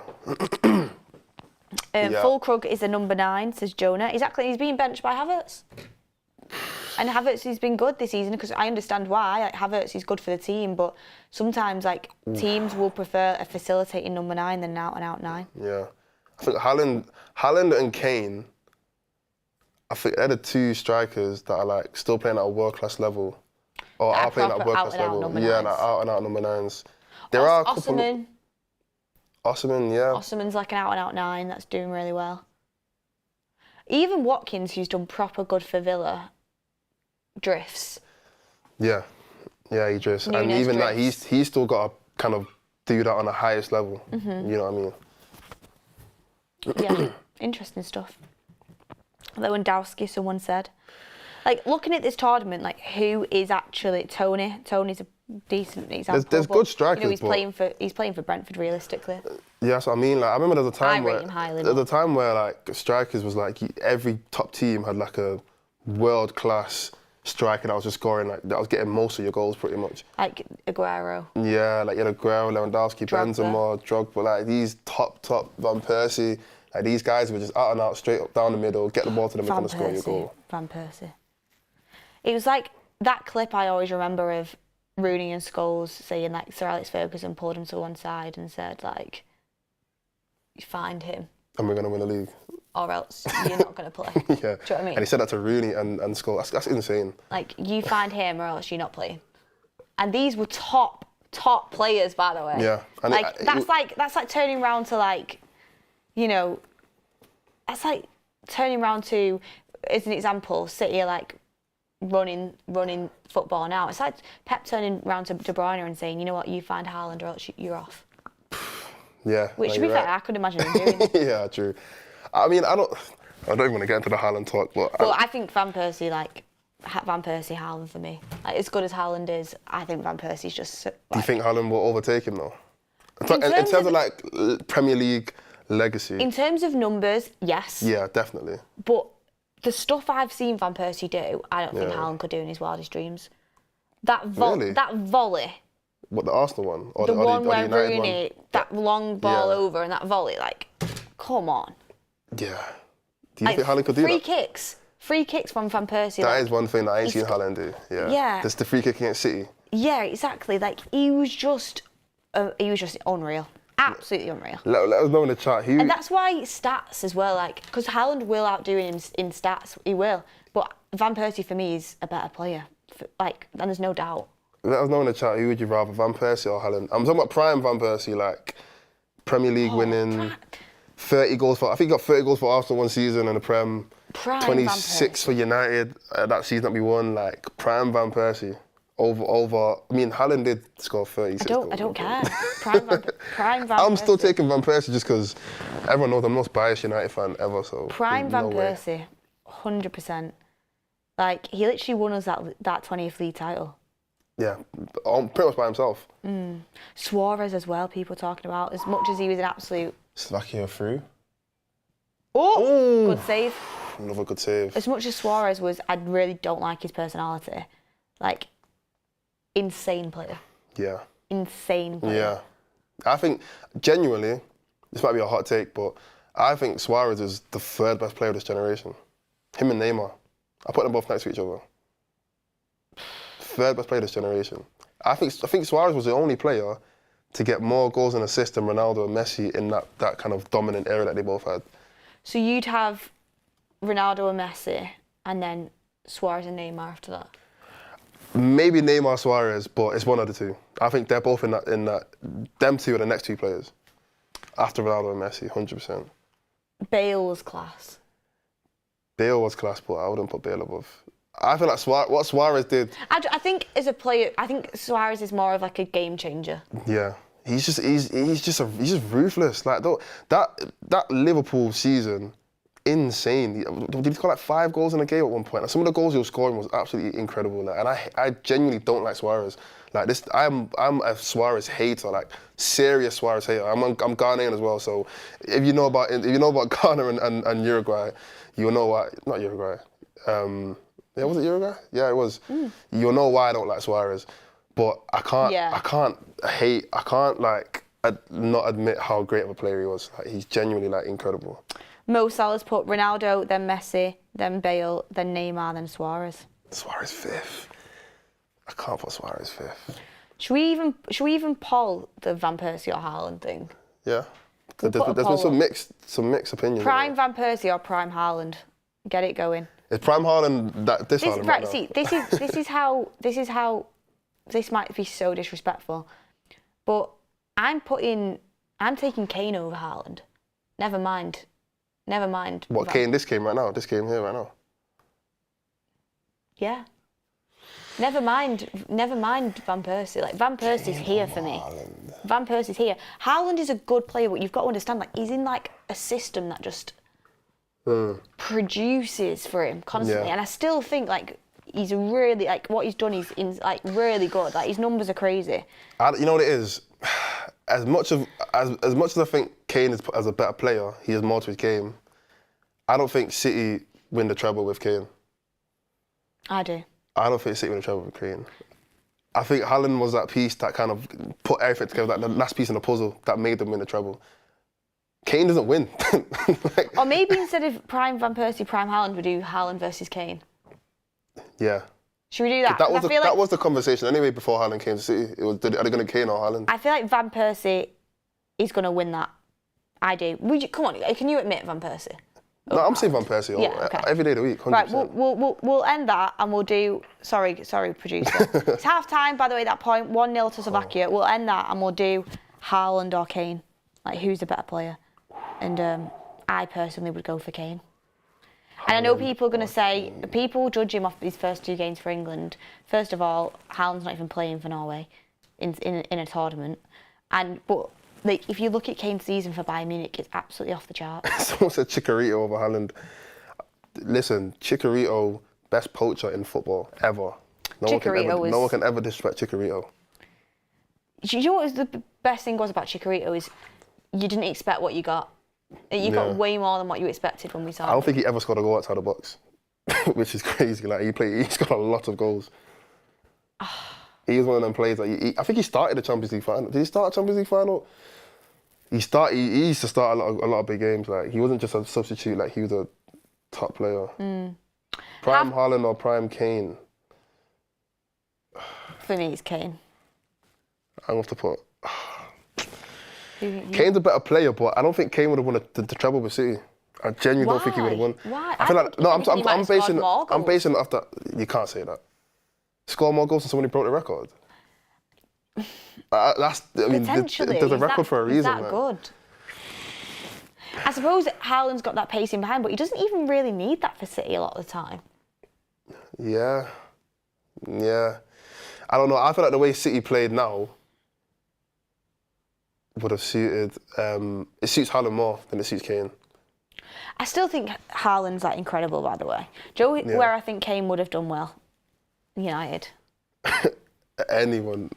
Because I know people say we don't create chances. Like, Kane dropping in and his elite passing capabilities over to the likes of Rashford and Garnacho. Oh yeah, no, you're right. Still. It would have been insane. It would have been insane. Yeah, like, you're right. I know why Ten Hag pushed that so hard, and I get we couldn't get him, but Kane at United, I would have loved to see it.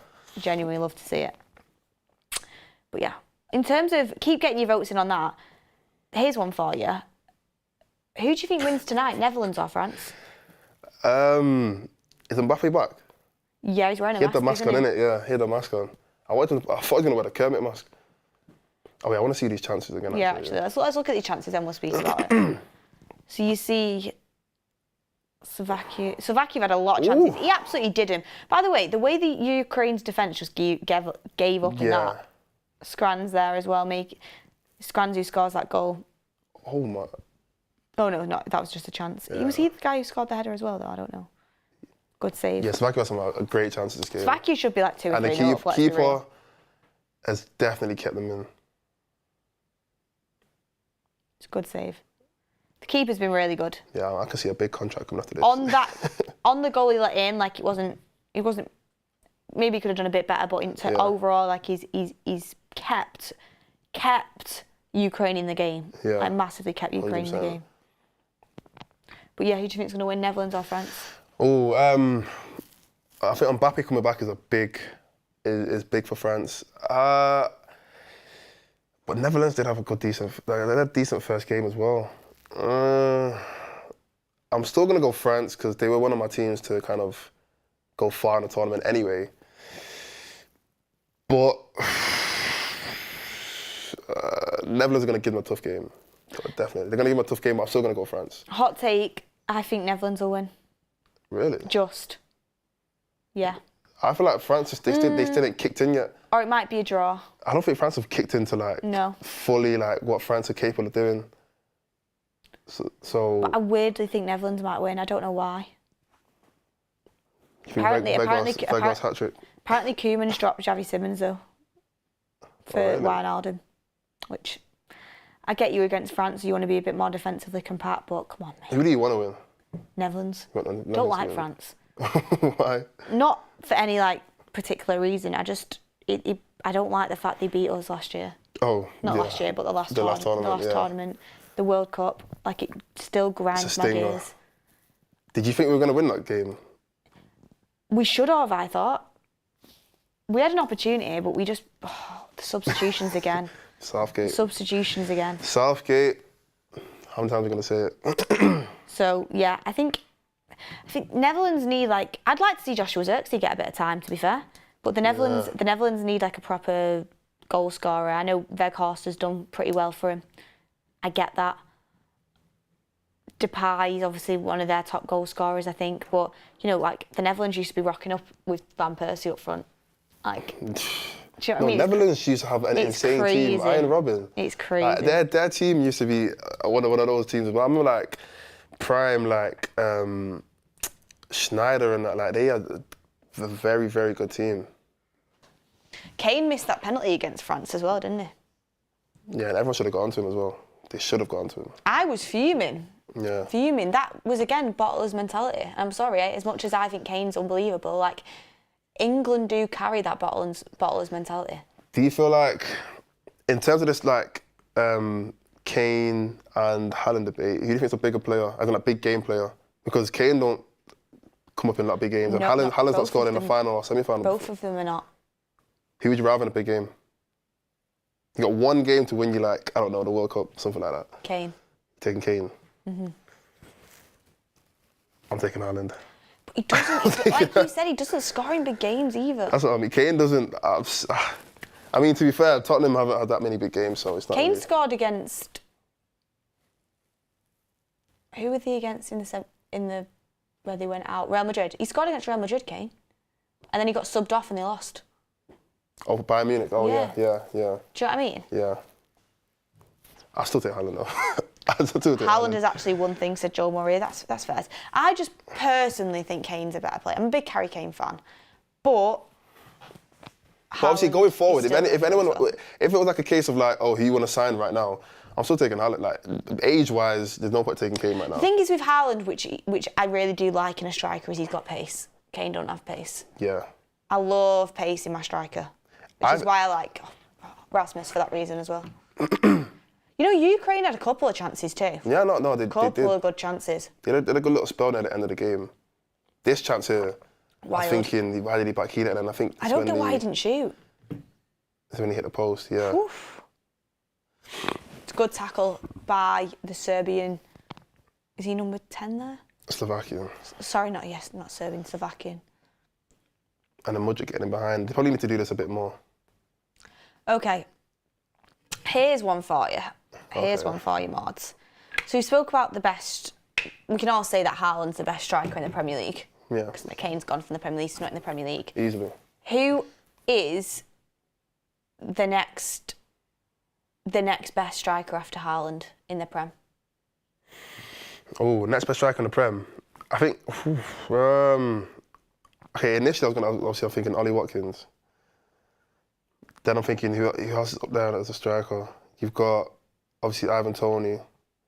You've got what was strikers? I feel like my head's gone blank now. Honestly, I know he might not have got as many goals as Watkins this year, but I think based on pure potential and raw talent, I think Isaac's next.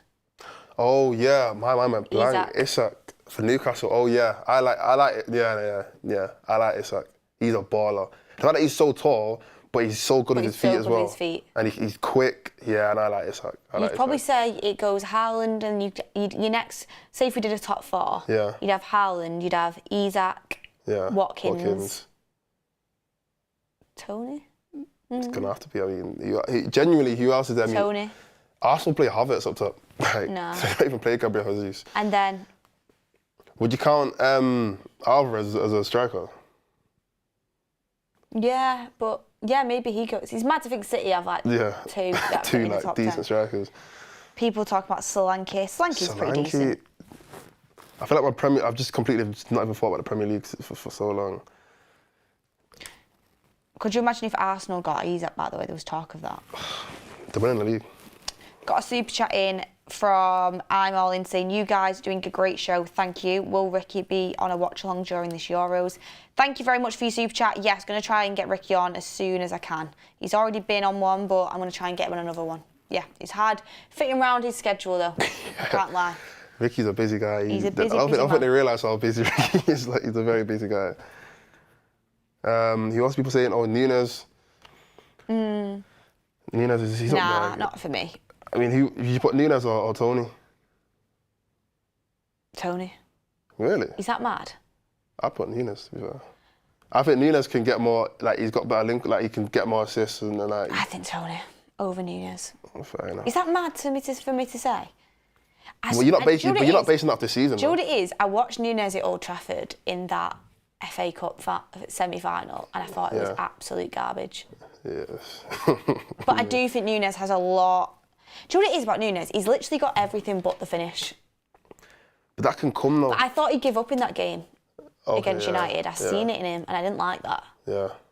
I really didn't like that. I agree. And I also didn't like the fact that when Klopp, when he was doing his farewell, as much as I don't like Liverpool, I don't, but when he was doing his farewell, every player clapped but Nunes.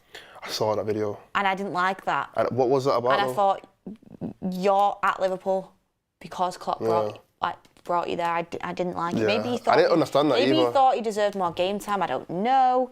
But he hasn't had. I feel like numbers-wise, someone correct me. I don't know exactly his numbers, but numbers-wise, he hasn't had a terrible season. No, MKF. Like, I think MKF has literally just summed it up there, saying Nunes is world class at finding opportunities but can't finish. Yeah. The thing is, this is what like gets me. Like, we're probably going to sign Xerxes, and I hope to God he turns out to be a top striker. Yeah. But can I see him coming in and breaking into that top 5? No. Not in one season, no. And it's like, we really should be bringing someone in that can, like an Ivan Toney, in my opinion. But, I'm trying to trust United in the recruitment, and I'm hoping. Yeah, it's a hoping. It's a waiting game, hoping game. I mean, hopefully if Xerxes does do well and Haaland does pick up a bit of steam, we could have 2 strikers in that conversation. You could do. How random, Sabrina Carpenter's been spotted wearing the new United keeper kit. I don't know who Sabrina Carpenter is. She's a singer. Oh. She's like an American singer though, so it's like, that's weird. Oh, well. Oh, we've got some more news coming out about United actually. It's coming out from Sky Sports again that Manchester United have made initial contact with Lille over Euro from Lille. United are working on several options in that position. No indication Everton will drop asking price on Branthwaite. So looking towards. They're making moves. Euro as well. They're making moves. I'm happy that they're making moves early. Because United are just last week of the window. Let's get all our deals in now. Let's get some deals in early, and at least they can join the team and have a good pre-season. Tamray Lick Scholler says football is evolving. Number 9's becoming redundant. Haaland might be done in a few years. I agree with the first part of his statement. Yeah. Second part of the statement, no. Yeah, He I won't be agree done with in a that. few years. You got a 50% success rate on your statement. That's the one thing you can say about Haaland that's mad is his age. Yeah. Like what he's doing for his age is 24? crazy. He's younger than Mbappe. Like Haaland is 23 years of age. 23? 23. Haaland's 23. He's won He's younger than me. a treble. He's got a decade at least left in Is he him. younger than Foden? He might be younger than Foden, you know. How old is Phil Foden? Yeah, he's younger than Foden. Wow. Which he's mental, isn't Wow. it? Haaland is young. Absolutely mental. He's a like prime 29-year-old striker right now. Yeah, that's And he's what 23. I mean. Saka's only 22. Wow, I thought he was a bit older than that. I mean, that's 1 year younger than Haaland. Like, that's Yeah. not... Crazy, crazy, crazy, crazy. Wow. Michael Owen peaked at Haaland's age. Do you know what we could do, actually, is a little bit of a discussion before the second half kicks off. Yeah. We could go through, like, the top 5 teams and say what position they need to invest in the transfer window the most. Yeah, We'll go through some teams and do that. So we'll start off with City. I mean, what? What position does City need to invest in the transfer window the most? It's like the hardest and the easiest question because it's like really and truly, what do they need? Like, what does City actually need? Like, I think, are we basing it off people who might leave as well? Yeah, you could do. 'Cause I heard that Edison's leaving. I heard that Bernardo Silva's leaving. I heard, who else? I think they could do with a right back, potentially. I know Kyle Walker's really good, but he's, you know, Yeah. getting on a little bit. Or maybe a full-back that can do both sides, left and right. But City are now playing with like 4 centre-backs. So it's like, they're playing with, I mean, Gvardiol's he's not going anywhere.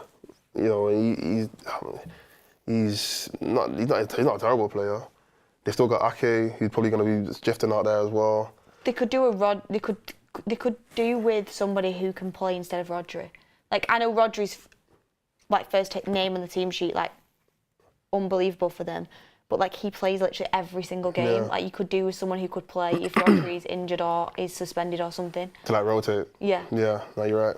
You're right. So yeah, maybe, yeah, but that's not a position that they need. That's just more like, you know what, why not? Like, let's just bring someone in to just sit there. They did that with Calvin Phillips. They brought him in to just sit there. I think you do though, like you can't just have one player for a really important position, which is what they have right now. Yeah. Yeah. Someone said they need a new lawyer. They've got a lot of lawyers. I can promise you that they've got a lot. Second half is about to kick off. Interesting. Nunez, Kovacic and Calvin Phillips all flop, says Lightning. No one talks about it when... See. Yeah. It's because like... they win as well. Yeah. United, we lose and they're also dead. Second half is underway. Already a collision, which isn't great to see. Yeah. But yeah, what are we going to go with then? I'm trying to think, because when it comes to the attacking positions... Oof, I don't like looking at that. Yeah, that's a bit harsh. Hopefully they're okay. Clash of heads. It needs to be looked at. But yeah, like I said, going forward, maybe like a right winger. Who did he play on the right? Bernardo Silva. Fairs. Like who else? Yeah. I'm trying to think who actually plays on the right for them right now. Maybe a right winger. Because the left side obviously got Doku, Grealish. Got Doku and Grealish. You Maybe could do with someone on the right, to be Maybe fair. a right winger. But yeah, other than that, they're pretty much stacked, to be honest. Yeah, I'd go with either a right winger, a midfielder or a full-back. Yeah. That's where I would go for Manchester City. Okay, sweet. Next up, we have Arsenal. Striker. Yeah, and it's obvious. They need a striker so badly. Yeah, I think that's why they're going to invest heavily into that position. I think they're going to go for a top striker in the world. So, like, if I was Arsenal this season, I know people are saying maybe they could do with another midfielder. I know they're looking at another midfielder and potentially another full-back. But if I'm Arsenal, if push comes to shove, I'd spend my whole budget on a striker. I think the rest of their whole budget. I think the rest of their team, they could get by another season. Like, if they have to buy someone, I mean, they could. To be fair, they probably need to get a CDM as well, because Rice has played more of that 8 role and Jorginho is Still got Partey. aging a little bit. And I think Partey's going to go though eventually. Yeah, I mean, yeah. Yeah, But I think striker definitely. Striker definitely, but Havertz can still play there. But they do need a striker. Yeah. Left back, Lightning says that Arsenal need. Yeah, that is true. Next up is who came third? Liverpool. Who do Liverpool need? I think they need another midfielder. I think they could also do with a striker. You think Nunes needs to go? Don't think he needs to go, but I think he could benefit for some healthy competition. Yeah. Who is their backup striker? No one. No, they must have a backup striker. Who is their backup striker? I can't honestly remember. Yeah. Anyway. Who is Liverpool's backup striker? Someone said Bleach. Bleach says Liverpool need a right winger, no backup for Salah at all. Gakpo is their backup striker, but Gakpo, forgot about that. But Gakpo also plays off the left as well. Yeah. We were gonna get Gakpo. Yeah, so you don't need a left winger. You've got Luis Diaz and you've got Gakpo who can play there. Jota, exactly. They've got Jota. Or maybe they don't. Yeah, right winger probably then as a backup to Salah, maybe. Yeah. And potentially another midfielder as well. Yeah.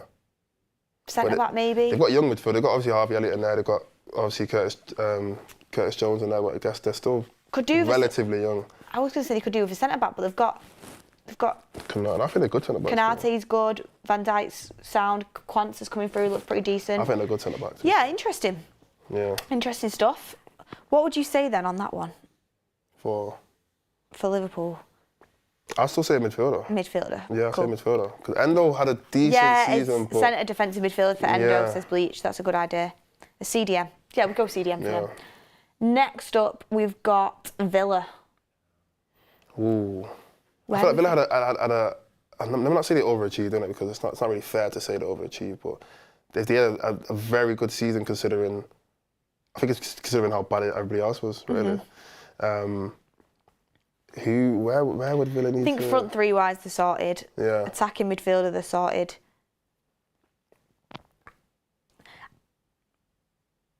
Where would you say? I'd probably say right back or a DM maybe, because Douglas Luiz looks like he's going. If Douglas Luiz... he saved me in fantasy football last season. Like the amount of points I got from Douglas Luiz last season. I feel like he started the season very well and he kind of like I honestly slowly... think them selling Douglas Luiz is a massive mistake. I think Douglas Luiz is top quality.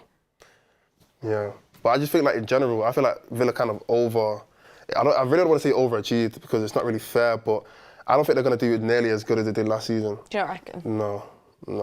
I think they're not going to, let me not say fall off, but there's going to be a bit of a reality check as to how good Villa really are. So I think in general, the team kind of just need to improve. Do you know Schranz now, who plays for Slovakia, he's joint top scorer of Musiala, I think. What, in the tournament? Yeah, because he scored in the last game as well, I'm pretty sure. Was that 2 goals? Yeah. If I'm not mistaken. Who's next on the list? Who came next in the... Yeah, Schranz scored against Belgium as well, so top scorer so far. He's looking pretty decent. He had a couple of other chances as well earlier in the game that he could have done better with. Next up is Spurs. Striker again for me. Yeah, but that Harry Kane deficit really didn't. We want to be playing Son off the left, really. Yeah, playing Son down the middle is just, it's underwhelming. You play your best players in the best position. Who's Spurs' right back though?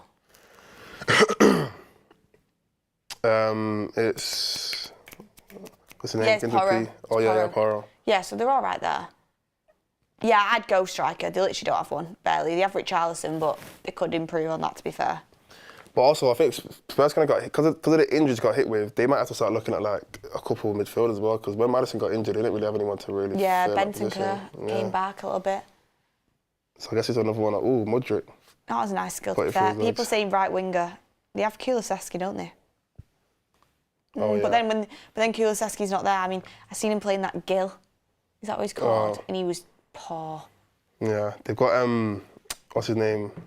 The winger, Johnson. Oh yeah, Johnson's decent. It's not anything special though. Yeah, I'd go with striker. Robert says Modric wash. I told you that Anthony's better than him. I tried telling you earlier. Prime Kane or Prime Haaland, by the way, it's on 58% Kane, 42% Haaland. Really? So. I mean, no, I don't, yeah, that's actually not that crazy, to be fair. That's not that crazy. Next up, we have Chelsea. Chelsea came, bro. How did Chelsea come so far above us? I think it's Chelsea anyway. I don't even know. We'll go with Chelsea. Yeah. Or it might be Newcastle. I'm going to go Chelsea, Newcastle and United as the next ones. Ooh. Nice little cross here. Ooh! Got a cross in there? Oh, decent. Okay, so what did Chelsea need? I'm trying to go through the Chelsea whole have got team. everything. They have everything, but they don't have everything at the same time. It's like, I feel like just the team in general kind of need to... I'd say attacking-wise, I'm not convinced by Jackson. Yeah, I'd still say a striker. I'm not convinced by Jackson. Obviously, Palmer, fair enough. Modric, Sterling on the wings. Ooh. Do you want to improve that? They got... We've got loads of wingers, haven't they? They got Noni, my Madueke, he's decent, but again, he's... Oh, goal for Ukraine. Oh, what really a goal. Good cross from Zinchenko as well. Really good cross from Zinchenko. I knew that was coming. I knew that was coming. Look at the energy. Zinchenko's got passion there. He needed that. Yeah, he needed that because he was at fault for that first goal, and that was a really good pass there. Good first time finish Keeps Ukraine in the competition. Yeah, 100%. Keeps Ukraine in the competition. They needed that. This is livening the game up. Yeah, because if Slovakia kept on attacking and getting all these opportunities, the game would just went dead. How did it? Oh, lost the ball there. And I'm not seeing much recovery pace from the Slovakian player that did lose the ball. Just kind of cut through him, Ukraine there. I don't think they got set properly when they got back into They didn't. Into Zinchenko was just allowed to make that overlapping run with no one following him, and then we did a United a cutback, and nobody was chasing the cutback up. They were all stuck in the mud. That was classic United defending from Literally, Slovakia. That gave me flashbacks. I felt that one in my chest. Yeah. That was a good finish though. Ukraine back into 1-1. Good finish. Could be a good little 40 minutes at the end of the game. Yeah, it could be. So we're going striker for Chelsea.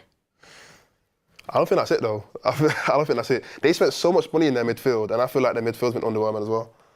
Enzo, Caicedo, Gallagher. Gallagher's been their best midfielder. I think they could do with a Cam. Yeah. But they have Nkunku, who is coming back from injury, so. Yeah. Rochester Johnny says it's all good for me. My bet was on both teams to score, get in. Yeah, we love that. Yes. Makes the game light up a bit. I'm on for my 2-1 here. Yeah, you are. What did I say? I said 3-2. But Ukraine look like they're back in business. Come on, let's get a couple more goals. They look like they've got the grit between their teeth now. This is literally what happened the other day with the Albania game in Croatia. Yeah. A couple goals went in and then the game just opened up. Decent crossing. Yeah, Ukraine look like they've got a bit more grit in them now. Bit more fight. Yeah, a bit more fight, a bit more passion. More belief, I'd say. Yeah. Alex says this could be the tightest group, all with 3 points. Is it? Oh, if they win, yeah. Yeah, but Belgium. That's what I'm saying. Belgium are on 0 points right now. Oh, if Belgium wins the next game. Yeah, no, Chelsea, yeah. They just need a lot. Newcastle. Oh, Newcastle. I remember I made a statement one time that like Newcastle, man for man, have a better team than United. I think Newcastle need a left back I so badly. still believe it. I don't think Dan Burn's good enough. When was he? Yeah, true. You know you're not good enough when you got cut by Anthony. Yeah. Yeah. They probably could do with a centre back as well. And they could do with a midfielder. Over here. They could do with I think Joe Linton's. I don't think he's a good midfielder. Forgetting that they've still got what's his name? He got banned for betting. Do you know what? Actually, maybe not midfielder. I think that's just me thinking about the injuries. Yeah, Tonali. That's what I was gonna say. So they still got Tonali in there. They still got Bruno in there, and they've got Longstaff. They've got some. That's maybe me just thinking about when the injuries hit. Yeah. Yeah, and they've got that young kid coming up as well. Oh, Miley. Yeah, Miley was good. So yeah, forget the midfielder. I think they need a left back, a centre back, and potentially a right winger as well. Yeah, because their front three is what it's like. Isak, you got Anthony Gordon. Yeah, Anthony Gordon's sound. Top. And then you've got Harvey Barnes, but he often comes on the left. I like Harvey Barnes. And on Harvey Barnes is good. The right wing. Is Almiron gone? No, he's still there. And then you've got Murphy, who isn't good enough in my opinion. He's decent, but he isn't good enough. So they've got Livramento for both fullbacks, says Pyro. I'd say left back or centre back, probably centre back. Oh, yeah. I don't know, both. Both, probably. And then we'll do United last. Centre back is the top, but there's so many. Oh, where do we even start? We have to replace Varane. Like, there's no other. Like, we have to. Okay, what's the main place for you right now? Centre back. Centre back, yeah. Same. For me, it goes centre back, striker, midfielder. Centre back, striker, midfielder. Okay, for me, it goes definitely centre back first. He could even go midfielder before striker if Casemiro goes. I think, yeah, I'll actually go midfielder second. Yeah. I'm basing off the fact that We need a Casemiro's really gonna good CDM, don't we? Yeah. Because I feel like it just puts so much pressure on Mainoo to be our best midfielder. So I'll put midfielder second and then striker. But we still need potentially a right winger, potentially a left back. Oh, there's so many positions. There's so many places. It's actually depressing. Left back as well. We need a left back. Andrew Fletcher says United need 2 centre backs, CDM wingers who pass the ball, and a backup striker. I think you're absolutely bang on the money there, Andrew. Bang on. Bang on the money. All balling behind. Let's see if Ukraine can work something from this. They're getting more and more chances, and you can tell like the way that they're playing with more confidence now. Yeah, definitely. I feel he's got to put the ball in the box and take a few more risks. If that goes in, It was dipping. He's got to take some more risks, man. Dubravka with decent hands there. International football's all about risk, man. Final score prediction now. Now you've seen a bit of the second half, Mods. I'm still going. If you were going to change, are you going to change it or are you going to stick? Last Watchalong I did, I kept on changing it. And it ended up being a draw anyway. So I'm going to stick the same. I still think Slovakia are going to win. Maybe not 3-2. Maybe not 3-2. Maybe like a 2-1. Or it could just be a draw again. You know what? It could just be a draw. I'm hoping it's not a draw though. I want to see a team win. So I'm still going to say Slovakia are going to win though. Yeah. But Ukraine, I feel like since, I don't know, the 30, 40 minutes at that point, Ukraine have been a better team. So I think it's kind of changed. What are you guys thinking? Do you think Ukraine's going to win? Do you think Slovakia's going to win? Let us know. Do you think Ukraine's got the upper hand now? Next goal, not to do a Michael Owen on you guys, but next goal is super crucial in this game. Someone said, Super Logan said, in you guys' opinion, would you rather Branthwaite or Guehi at the same price? I'm asking you. That's so tough. Branthwaite or Guehi? Let us know in the chat. Should we make a poll? Yeah, let's make a poll. Branthwaite or Guehi? Right. Currently now, yeah, I think Guehi's better. Oh, based off, okay, yeah. But I think Branthwaite has a lot of potential at only 21. But Guehi's young too. How old's Guehi? I know he was in the same class, or I say class, but like 23. Yeah, I was gonna say he's in the same year as like a lot of the young Chelsea players. I don't know. Guehi's good player at 23. I'll be honest, I'm taking Guehi. I'm sorry, I'm taking Guehi. Although I am scarred by Crystal Palace players. Do you know what? Branthwaite he's 21 and he was so good last season. He's got a higher ceiling. I think Branthwaite has a higher ceiling. I don't know though, because Guehi's so good right now and he's playing so well for England. I'd take Guehi. I'll be honest. Both would be good, to be fair. What I like about Branthwaite is he's proper, like, he's really good on his left foot. I know Guehi is good on his left foot, but he's predominantly right-footed and plays on the left, which...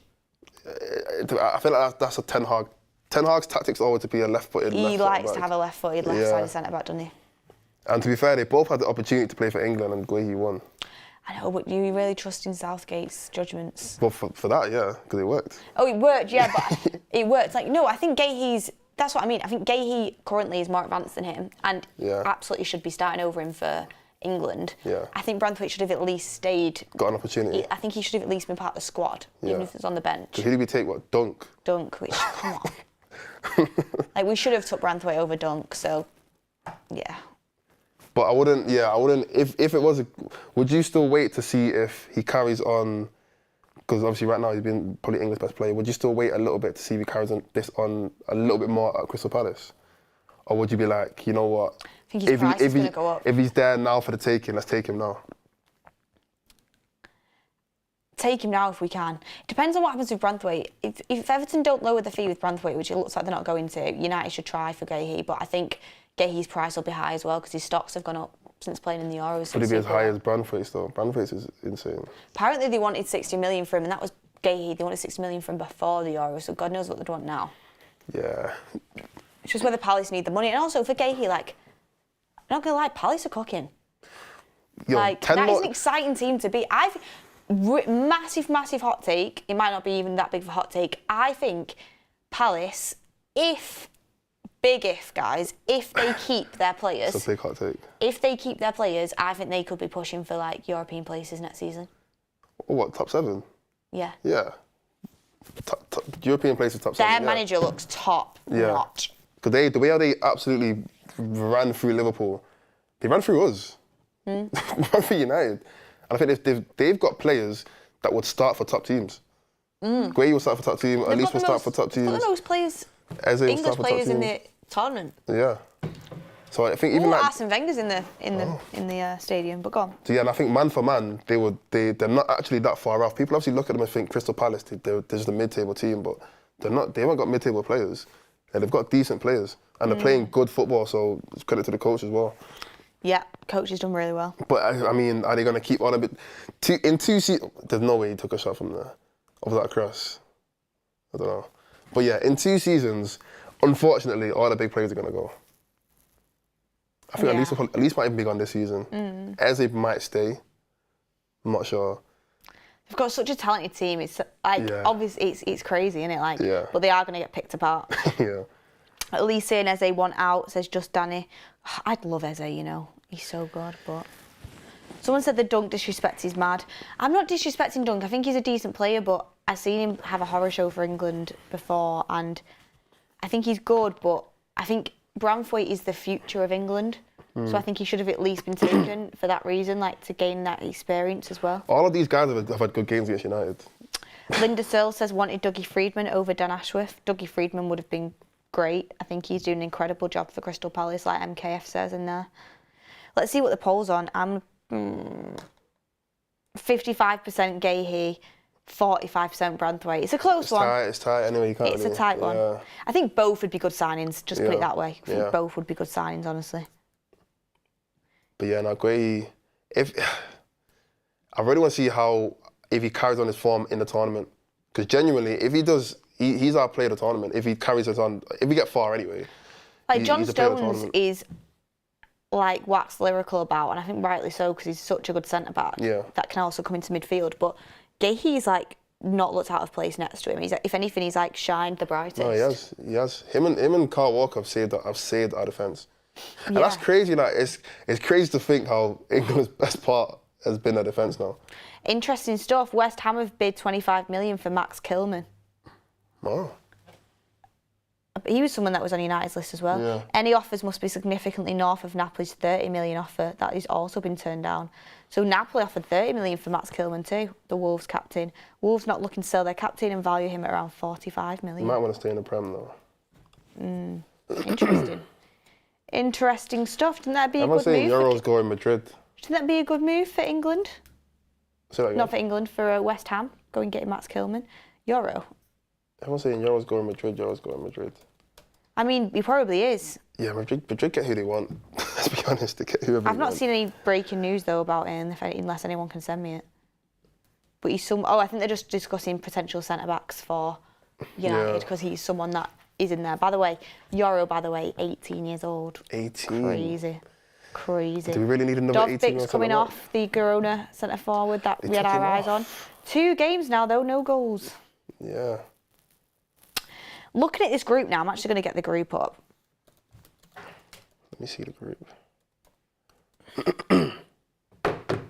I need to go outside as well. The weather's apparently popping, but I've not even seen it. Actually, anyone in Manchester, anyone watching this from Manchester, you'll know exactly what I mean. Like, it's humid, it's warm outside, like proper warm. I love that, because this summer weather hasn't been summering. Yeah. And now it actually is, and I'm liking it. We've got in this group...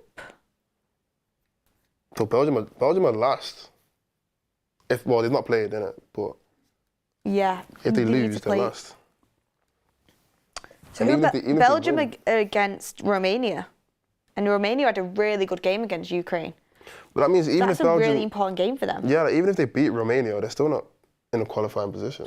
So even if this remains a draw for Slovakia, they're still top of the group with 4 points. Yeah. But then if Romania beat Belgium, they can go top with 6. This could be tight. It really could be tight. It really could be a tight group. That means it is must win, like capital letters must win for Belgium. Not a draw. You can't draw.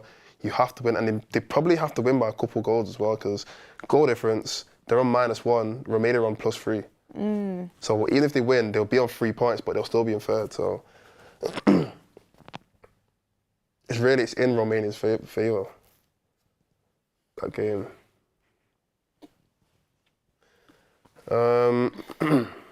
Sometimes it's miserable in Germany. I actually was going to go Germany for the cheap.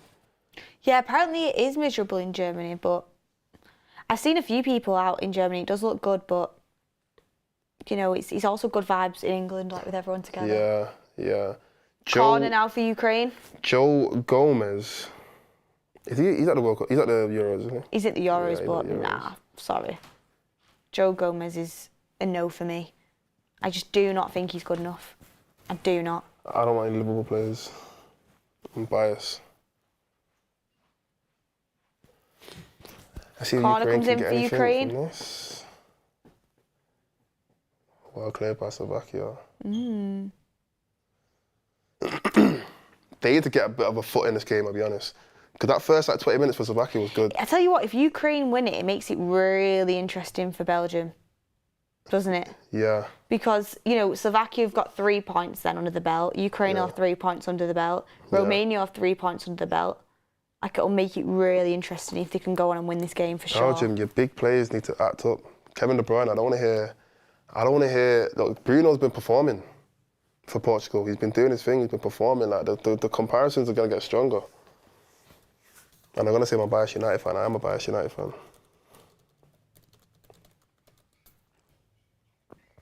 Who will be better, Kwanzaa or Kambwala? At the moment, Kwanzaa is... It's definitely Kwanzaa right now. He's doing a lot better, isn't he? But Kambwala does look like he's got a bit of potential. No, he does. It's funny because apparently, like, Kambwala, like, in the academy, like, he wasn't one of the ones that everyone thought would make it. Yeah. And then sometimes that happens and you just get that opportunity and you do really well. And that was same to Rashford. Yeah, you suit, you know, you suit that level and you adapt to it. And Kambwala, you know, that FA Cup against Liverpool, I'll never forget it. What a performance from the lad. So. Yeah, top performance. He took his opportunity and he made it worth it. Yeah. Right, here's one for you. Would you send Kambwala out on loan next season? Or would you keep him? Ooh, I mean, who do we even have to even, like, we need someone now. So it depends how many centre-backs we bring in. If we bring in enough centre-backs that we have a backup for both sides, yeah, send him out on loan, let him get some experience. I'd love to send him out on loan in France.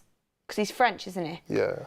And plus, the French league are doing really well in terms of centre-backs at the moment. You know, Todibo, Yoro, Saliba came from there on his loan, obviously went on loan, We'll take Todibo, they can have Kambwala. Yeah. Oh, it's so annoying, that, actually, that we can't buy Todibo because of stupid rules. If we were City... That'd be somehow... It would have been done. We could have bought Todibo and his brother. We could have got everyone. Like, we could have got their stadium we wanted. How do you think Mbappe will do at Madrid next year? Oh, that's a good question, you know. I mean, before Mbappe went, I said to Mbappe, you better hope that Real Madrid don't win everything. Because if they win the Champions League and they win the league, they don't need you. You know what I mean? Like, they don't need him. No one can say, oh, Real Madrid aren't going to win if Mbappe doesn't go to Real Madrid. No, they did, though. Like, they already did. So, for Mbappe, it's more...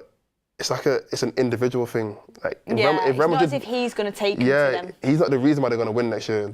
Unfortunately for him, he's not going to be the reason why they win. But he has to just show individually that he is the best player in that team, and that's going to be so super difficult. And then if they don't win, everyone will be like, "Oh, but they won last year without him." Exactly. So it's a good move for him in general, just in life, because Real Madrid's Real Madrid.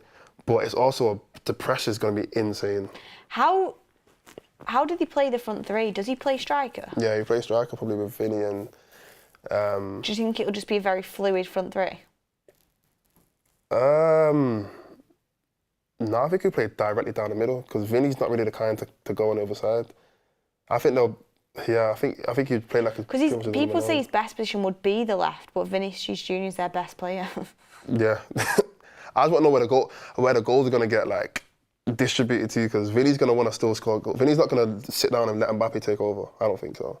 No. He could win a Ballon d'Or this year. Why would you sit down and let somebody else just come and take that position from you? Same with Bellingham. They've got too many main guys, I'll be honest. Because Bellingham's not going to sit down and be into like a PSG situation. Yeah, like it's like Galacticos, but let me not say Galacticos because Galacticos are insane, but it's similar in the sense of like they've got so many like big players who are like they all want to be the man in their team. Do you know what all I can say is, can you imagine being a Real Madrid fan?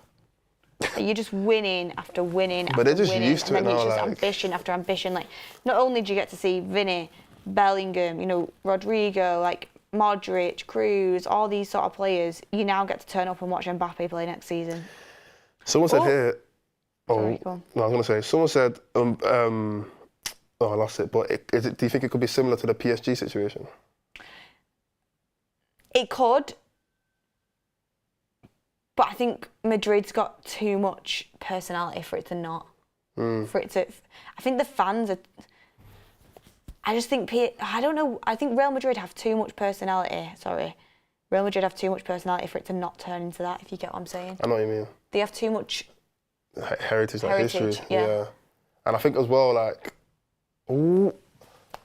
Ukraine are on the break now. It's a 2-on-2. It's a 2-on-2 situation. Make the run. Right, it's such a bad run. Wide. It's such a poor run. See, those final if passes... I was him, I would have been running... More to the right. More to the right. Left the striker.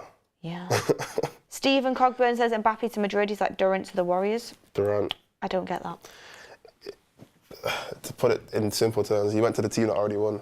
Oh, okay. Yeah. Is that like a basketball term? Yeah. He is right though. It is kind of similar. That's what a lot of people are saying. But yeah, I think Real Madrid got such a good coach or such a good manager anyway.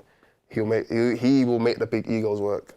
'Cause I don't think anyone can go to Madrid and fit near the guy if Ancelotti tells you you're not the guy. Yeah. You know what I mean? Like he's 6 Champions Leagues or 5 Champions Leagues. It's different turning up to Madrid than being, you know, at PSG. I'm sorry, but it is. Like, it is different. Like, Mbappe's not going to be... he is obviously going to be the star man, but he's going to be a star man within a lot of team players that are already established. Whereas at PSG, like, they would give him the world. They would try to make him sporting director or something stupid just to keep him. They gave him an insane contract as well. And it's like... £1 billion. Real Madrid, you're not going to walk into that. You're going to walk... Of course, he's going to be regarded very highly. He's an extremely big talent, but you're also walking into a Vinicius Junior who's proved himself, a Bellingham who's proved himself, you know, other players there, so... My thing is, like, you see, like, when Real Madrid were, like... Okay, the last prime Real Madrid with, like, Ronaldo, Bale, whatever, they kind of got... They had more competition because Messi, Suarez and Neymar were across the road. You know what I mean? So it was like, even though they were so good, Barcelona still won more titles. You know what I mean? It's crazy, isn't it? Like, that is crazy. At that moment in time, you had them two teams in Spain. It was mental. That was insane. They had probably the 6 best attackers in the world. Ronaldo, Bale and Benzema, and Suarez, Neymar and Messi. That's crazy. And we were in England. What the heck? That is insane. That's crazy. There's a reason why they won everything. Even though, like, Ronaldo, obviously, and Messi are two of the best players we've ever seen. Well, the best players we've ever seen. Yeah. Like, I don't think any of them have, like, had massive egos. Obviously, Ronaldo believed in himself, but he was a team player and he'd worked very hard. Ronaldo had a bit of an ego. Yeah, he did, but, like, it wouldn't affect him negatively. Let's see. Do you know what I mean? He would never... Ronaldo would never, like, give up on running. Do you know what I mean? Oh, yeah. He'd always try back. Like, he had an ego, but he did have an ego, but it didn't affect him negatively. Yeah, it didn't affect the team. Like, it spurred him on. He was a team player. Yeah. And even with Barcelona, like, I feel like their front three worked perfectly because none of them thought they were the main guy. Yeah. Even though Messi was the main guy. Like, Messi was the main guy. But there were seasons where Neymar had better seasons. Messi was the main guy, but Messi, again, isn't someone who lets that affect him. No. I think Messi's probably like the lowest ego Or the I don't know how to pronounce it, but like he didn't have an ego compared to like considering how big he is. Like it's Lionel Messi. Like he should have an ego, but he never did. So yeah. We've got the last remaining probably about 15 minutes, including injury time, for Ukraine to try and get that winner over the line, which they'll be desperate for. Do you think Slovakia though could make a last-minute attempt, but they've seemed to dropped off. It's all Ukraine at the minute. I was gonna say, do you think they play for a draw in the last 5 minutes? Who? Slovakia, yeah. Yeah. Slovakia. Oh. Is he gonna? It's just. Oh. It's like hot potato. Here we are. Slovakia might be in. Do you know what it is for Slovakia? Like a draw is very nice for them. 4 points. It's comfortable.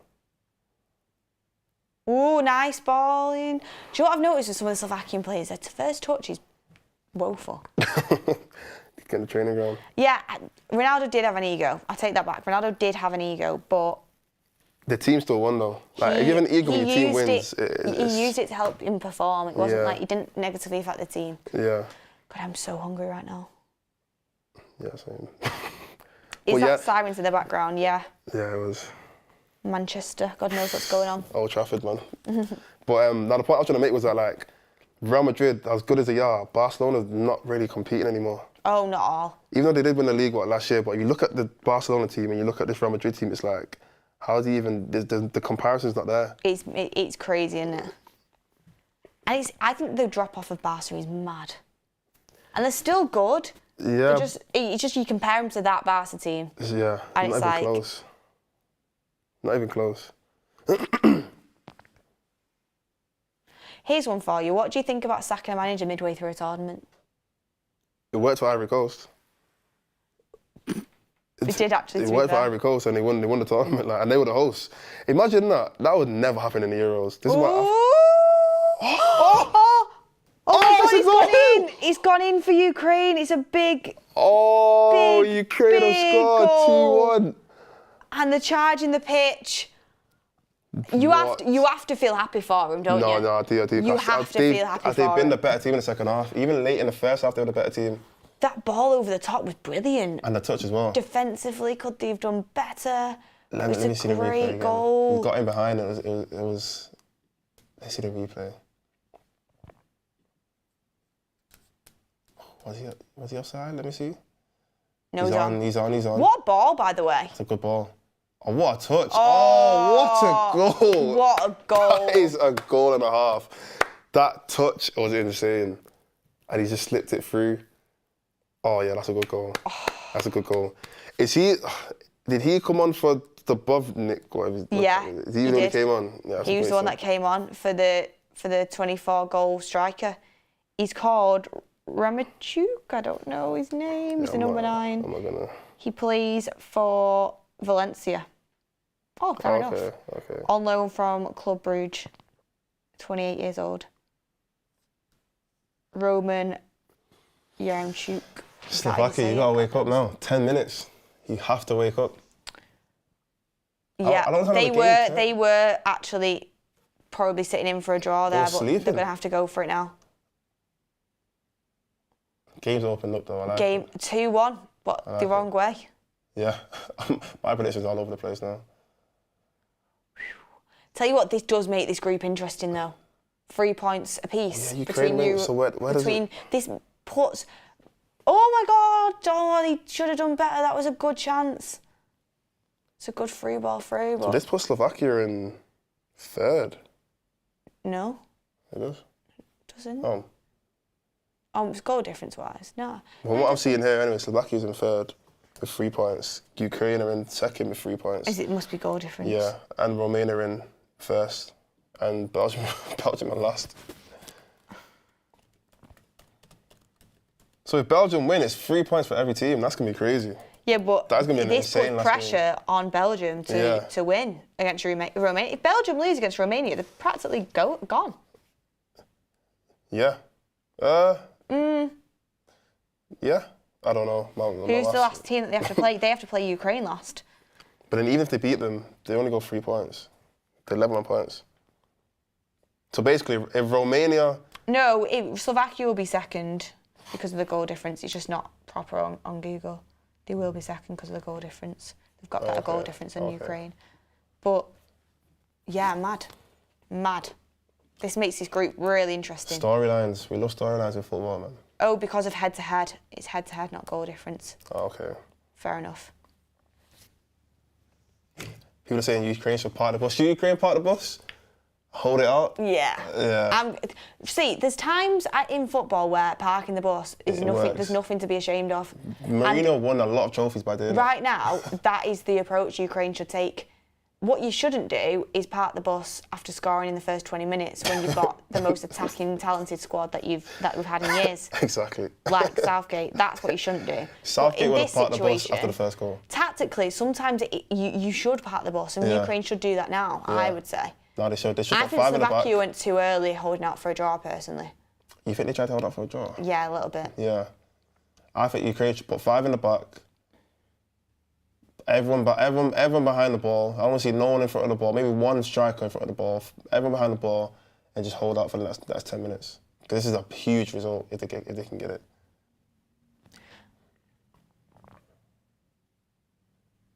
But yeah, I think the next 10 minutes is going to be all Slovakia. Thing is, even when England do park the bus, which is Balvinder says Southgate does not know how to park the bus, even when they do that, they don't do it properly. They just sit back, but they still concede loads of chances. They just don't look like they have anything going forward. Is he even parking the bus? Because it's like, we have the ball. It's just sitting deep. Yeah, like we have the ball, so it's sitting like, deep. you're not even parking the bus, you're just sitting deep. not attacking. Ooh, did he get the ball there? Nope. That is a proper foul, that. That's a tactical foul. And it's from the guy that scored as well. You're going to see a lot of rough tackles now. Fighting for your life. This is a good position for a free kick, though. Yeah. I'd love to have Luke Shaw on this. Luke Shaw's not going to get a minute this tournament. Imagine Luke Shaw comes back into the final and scores again. Oh my Terrible. Lord. Terrible. That is so bad. I'd be fuming about the other players. Not only is he shot when he should have crossed it, Yeah. because God knows what would have happened, it's a terrible shot as well. Ukraine making some subs. Mudrik's coming off. I completely forgot he's been playing. Yeah, exactly. I'm sorry. Anthony's better. do you know what's mad? Like, Arsenal nearly signed Mudryk. I wonder if Arteta would have got a better tune out of him. Nah. I feel like Arsenal did for who they've got right now, I think it works. Because he wouldn't start with Martinelli, he wouldn't start with Saka. Hull said Southgate crashes the bus. Ollie would get the bus moving with this England team. 100%. Ollie's a better manager than Southgate. That's facts. Without doubt. 100%. Without doubt. Ole Gunnar Solskjaer is a better manager than Gareth Southgate. Literally without a doubt. In my head, without a doubt. I say this all the time. I don't think Southgate would get a Premier League job. I don't think he should get a Premier League job. No way. The fact he was even in contention for the United job is mental. He's only going to get it because he's British, I'll be very honest. You'd only get a Premier League job because he's British. That's literally He shouldn't even be in content. Like, the fact he was even in contention for the United job is mental. Manchester United, the biggest club in England, is looking at Gareth Southgate. We won't be anymore, that's yeah. for sure. Southgate cooked him live. Not Southgate cooked him. Ten Hag cooked him live on air. What? When he said it was the instruction of the coach to, hold Oh on to yeah, that one. yeah. Oh yeah.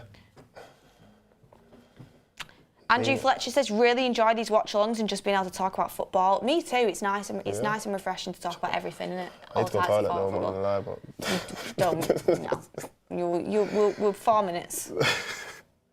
He's got the job and he's a yes man. How many jobs has Ollie had since United? I think he's chilling. Ollie's just enjoying his holiday. He's probably got a nice little payout because he got fired. He's taking the Besiktas job, isn't he? Is he? Ollie Solskjaer. Yeah, I think he's taking the Besiktas job. But he did say in that interview that he's had offers, so it's not like he's not being offered anyone. I'm pretty sure he is. Ollie gonna... I'm loving it up in the Maldives, Ollie. He's chilling. I'm telling you, Ollie's chilling right now. Like, he's thinking, I got out of that situation at the right time because it could have went Oh, left. he missed out on the Besiktas job. Oh. Yeah.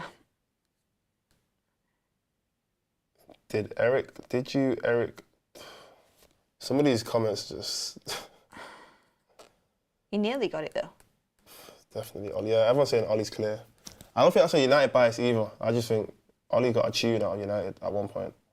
I've never seen Southgate get a better tune than what United had.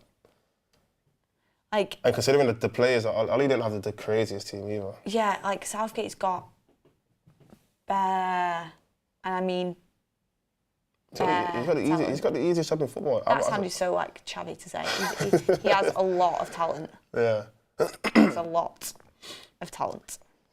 So Slovakia got 2 more minutes in this game, like, plus extra time. Here's one for you. Would you take Ollie as the England manager? Over Southgate, yeah. Take anyone. Me too, because you've got the man management side of things. Take Michael Carrick. You've still got the man management side McKenna. of things. Ollie knows quite a lot of the players. I'd take Ollie. And he does get a tune out of players. Like, he does, like, that whole, like, togetherness that everyone rates Southgate so much for, like, the whole riding bikes together, like, that's all nice, and Lions Den is cool, and they got a nice YouTube channel. Doesn't matter unless you win. Yeah, Does not matter unless you win. Who cares about YouTube views if you're not getting any results on the pitch? Like I said after that Denmark game, I don't want to see another YouTube video until we win. Like, a good game. Yeah. I can't see them England players be sat there giggling with each other after that performance. Like, no, yeah. You need to be serious. They should be really locked in. Like, the next day it's like training 8 a.m, 7 a.m, 6 a.m. And like, what was that? They looked knackered as well, which kind of... Yeah. I don't know if it's because of the heat and, English people aren't good in the heat, but they look That's not an excuse. Everyone's playing the same weather, the same pitch. I see people complaining about the pitch. Did Denmark not play on the same pitch? Like, I'm confused. Like, everyone played the same. Yeah, that's true. So it's not really a good enough excuse. Yeah, then pitch excuse that were coming from the BBC yesterday, I was like, come on, Slovakia have got a corner here. I know the pitches could have been better, but like you said, everyone's playing on the same surface. Playing there, like... It looked pretty good, decent there. 89th minute, 90th minute equaliser. Let's see if they can do it. Graham Potter is still available. Yeah, he's not gonna be, let him go back to let him go Championship or League team and get some experience over there. Ooh! Is that a goal kick? Come off a Slovakian play, yeah, it's a goal kick. Not winning a trophy. I wonder how much added time. Not winning. Someone said not winning a trophy really hurts Ollie's reputation. Do you think? Yeah. He got a lot of semi-finals. I know, he just could never get it over the line, could he? He didn't have that experience, I don't think. Yeah. I don't think he was decisive enough. He didn't have the personality, like, he didn't have the... I don't think his in-game management was great. Yeah. I mean, Ollie's not like a top-level Premier League manager, in my opinion, but I definitely think he'd do a better job than Southgate as England manager, that's for sure. Would you rather this England team play, like, possession football or counter-attacking football? I'd like to see us play possession-based football, but I'd also like us to be good in transition as well. Yeah. I just like us to play Free-flowing, good attacking football. We should be able to do that. We've got 5 minutes of added time here. That's quite a lot. Yeah. I can't remember anything actually happening. Yeah. I think there was one injury though. I generally can't remember anything actually happening to make 5 minutes happen. But can Slovakia get an equaliser in these last 5 minutes? They are the team on top. Ukraine have definitely dropped deeper and are trying to defend here. Yeah. Which is a smart thing to do. And they've managed to get a goal kick out of it as well. It's a smart thing to do. Or is it a corner? It looks like a goal kick to me. Oh, it's a corner. Corner, yeah. It goes without saying Ollie will do better than Southgate. We've already established Goldbridge will do better. Ollie ball suits international football. Yeah, it does, to be fair. Maybe this is just... where did Arnautovic... Where was he from? Arnautovic? He's Austrian. Was he Austrian? Let me know in the chat. Where was Arnautovic from? I think he's Austrian. I think he's playing at 5. I'm pretty sure. Glad I didn't get the English complaints. England complaints, bad pitch, corner flags. Yeah, he's Austrian. Someone complained about the corner flags. That's insane. Full of excuses. The one thing I would say, though, is I seen that guy, you know, the Irish guy getting absolute pelters because he was just basically slagging off England. He's slagging off Rice. No, he also said that he don't understand where English fans get the arrogance from. You know, we've never won a Euros, we've only ever won one World Cup. He's Irish, isn't it? Yeah. Or he's Northern Irish? I don't even know, but he was like, England basically, I don't know why they're so arrogant and expect to win everything.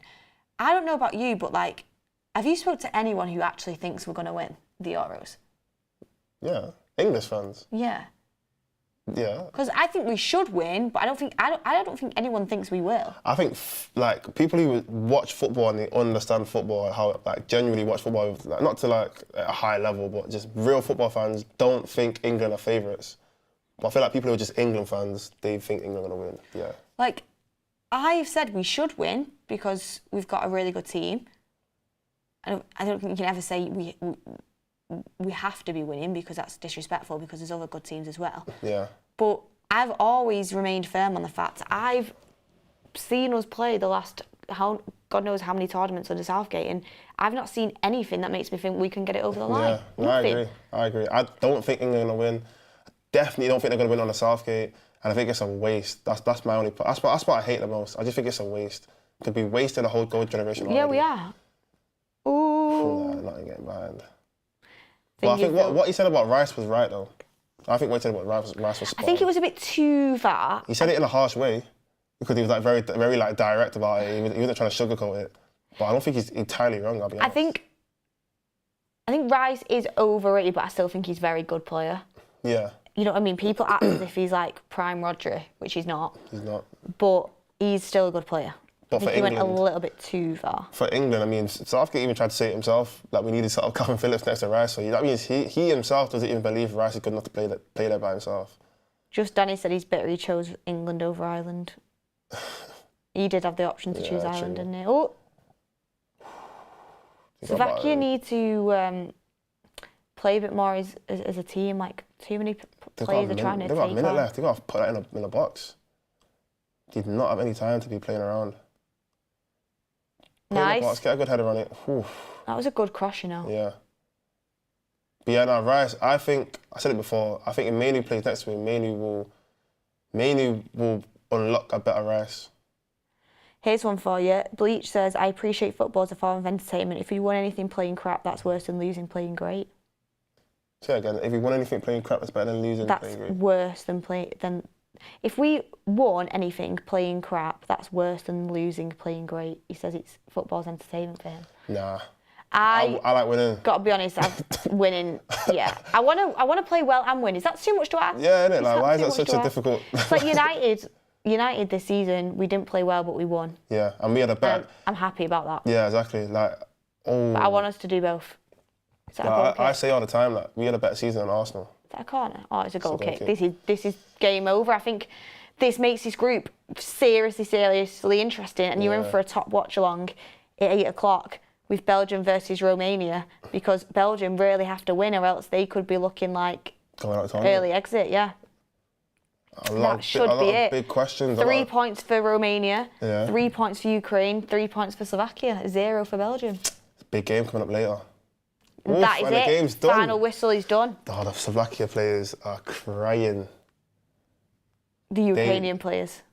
No, the Slovakia players, you not see them before. A lot of them dropped to their knees. Because they know that they've just lost out on a game that they shouldn't have won. Ukrainian players, they love it. And that gets points on the board for them. And do you know what? Ukraine's a team I like to see do well. It really is. But Slovakia put up a decent fight, just not enough end quality in the end. Not enough quality on the final ball, the final finish. But look, everyone, thank you for watching. Hit a like on the video on your way out. Please make sure you hit a like on the video. We really do appreciate you here. Get us to 1,000 likes if that's possible.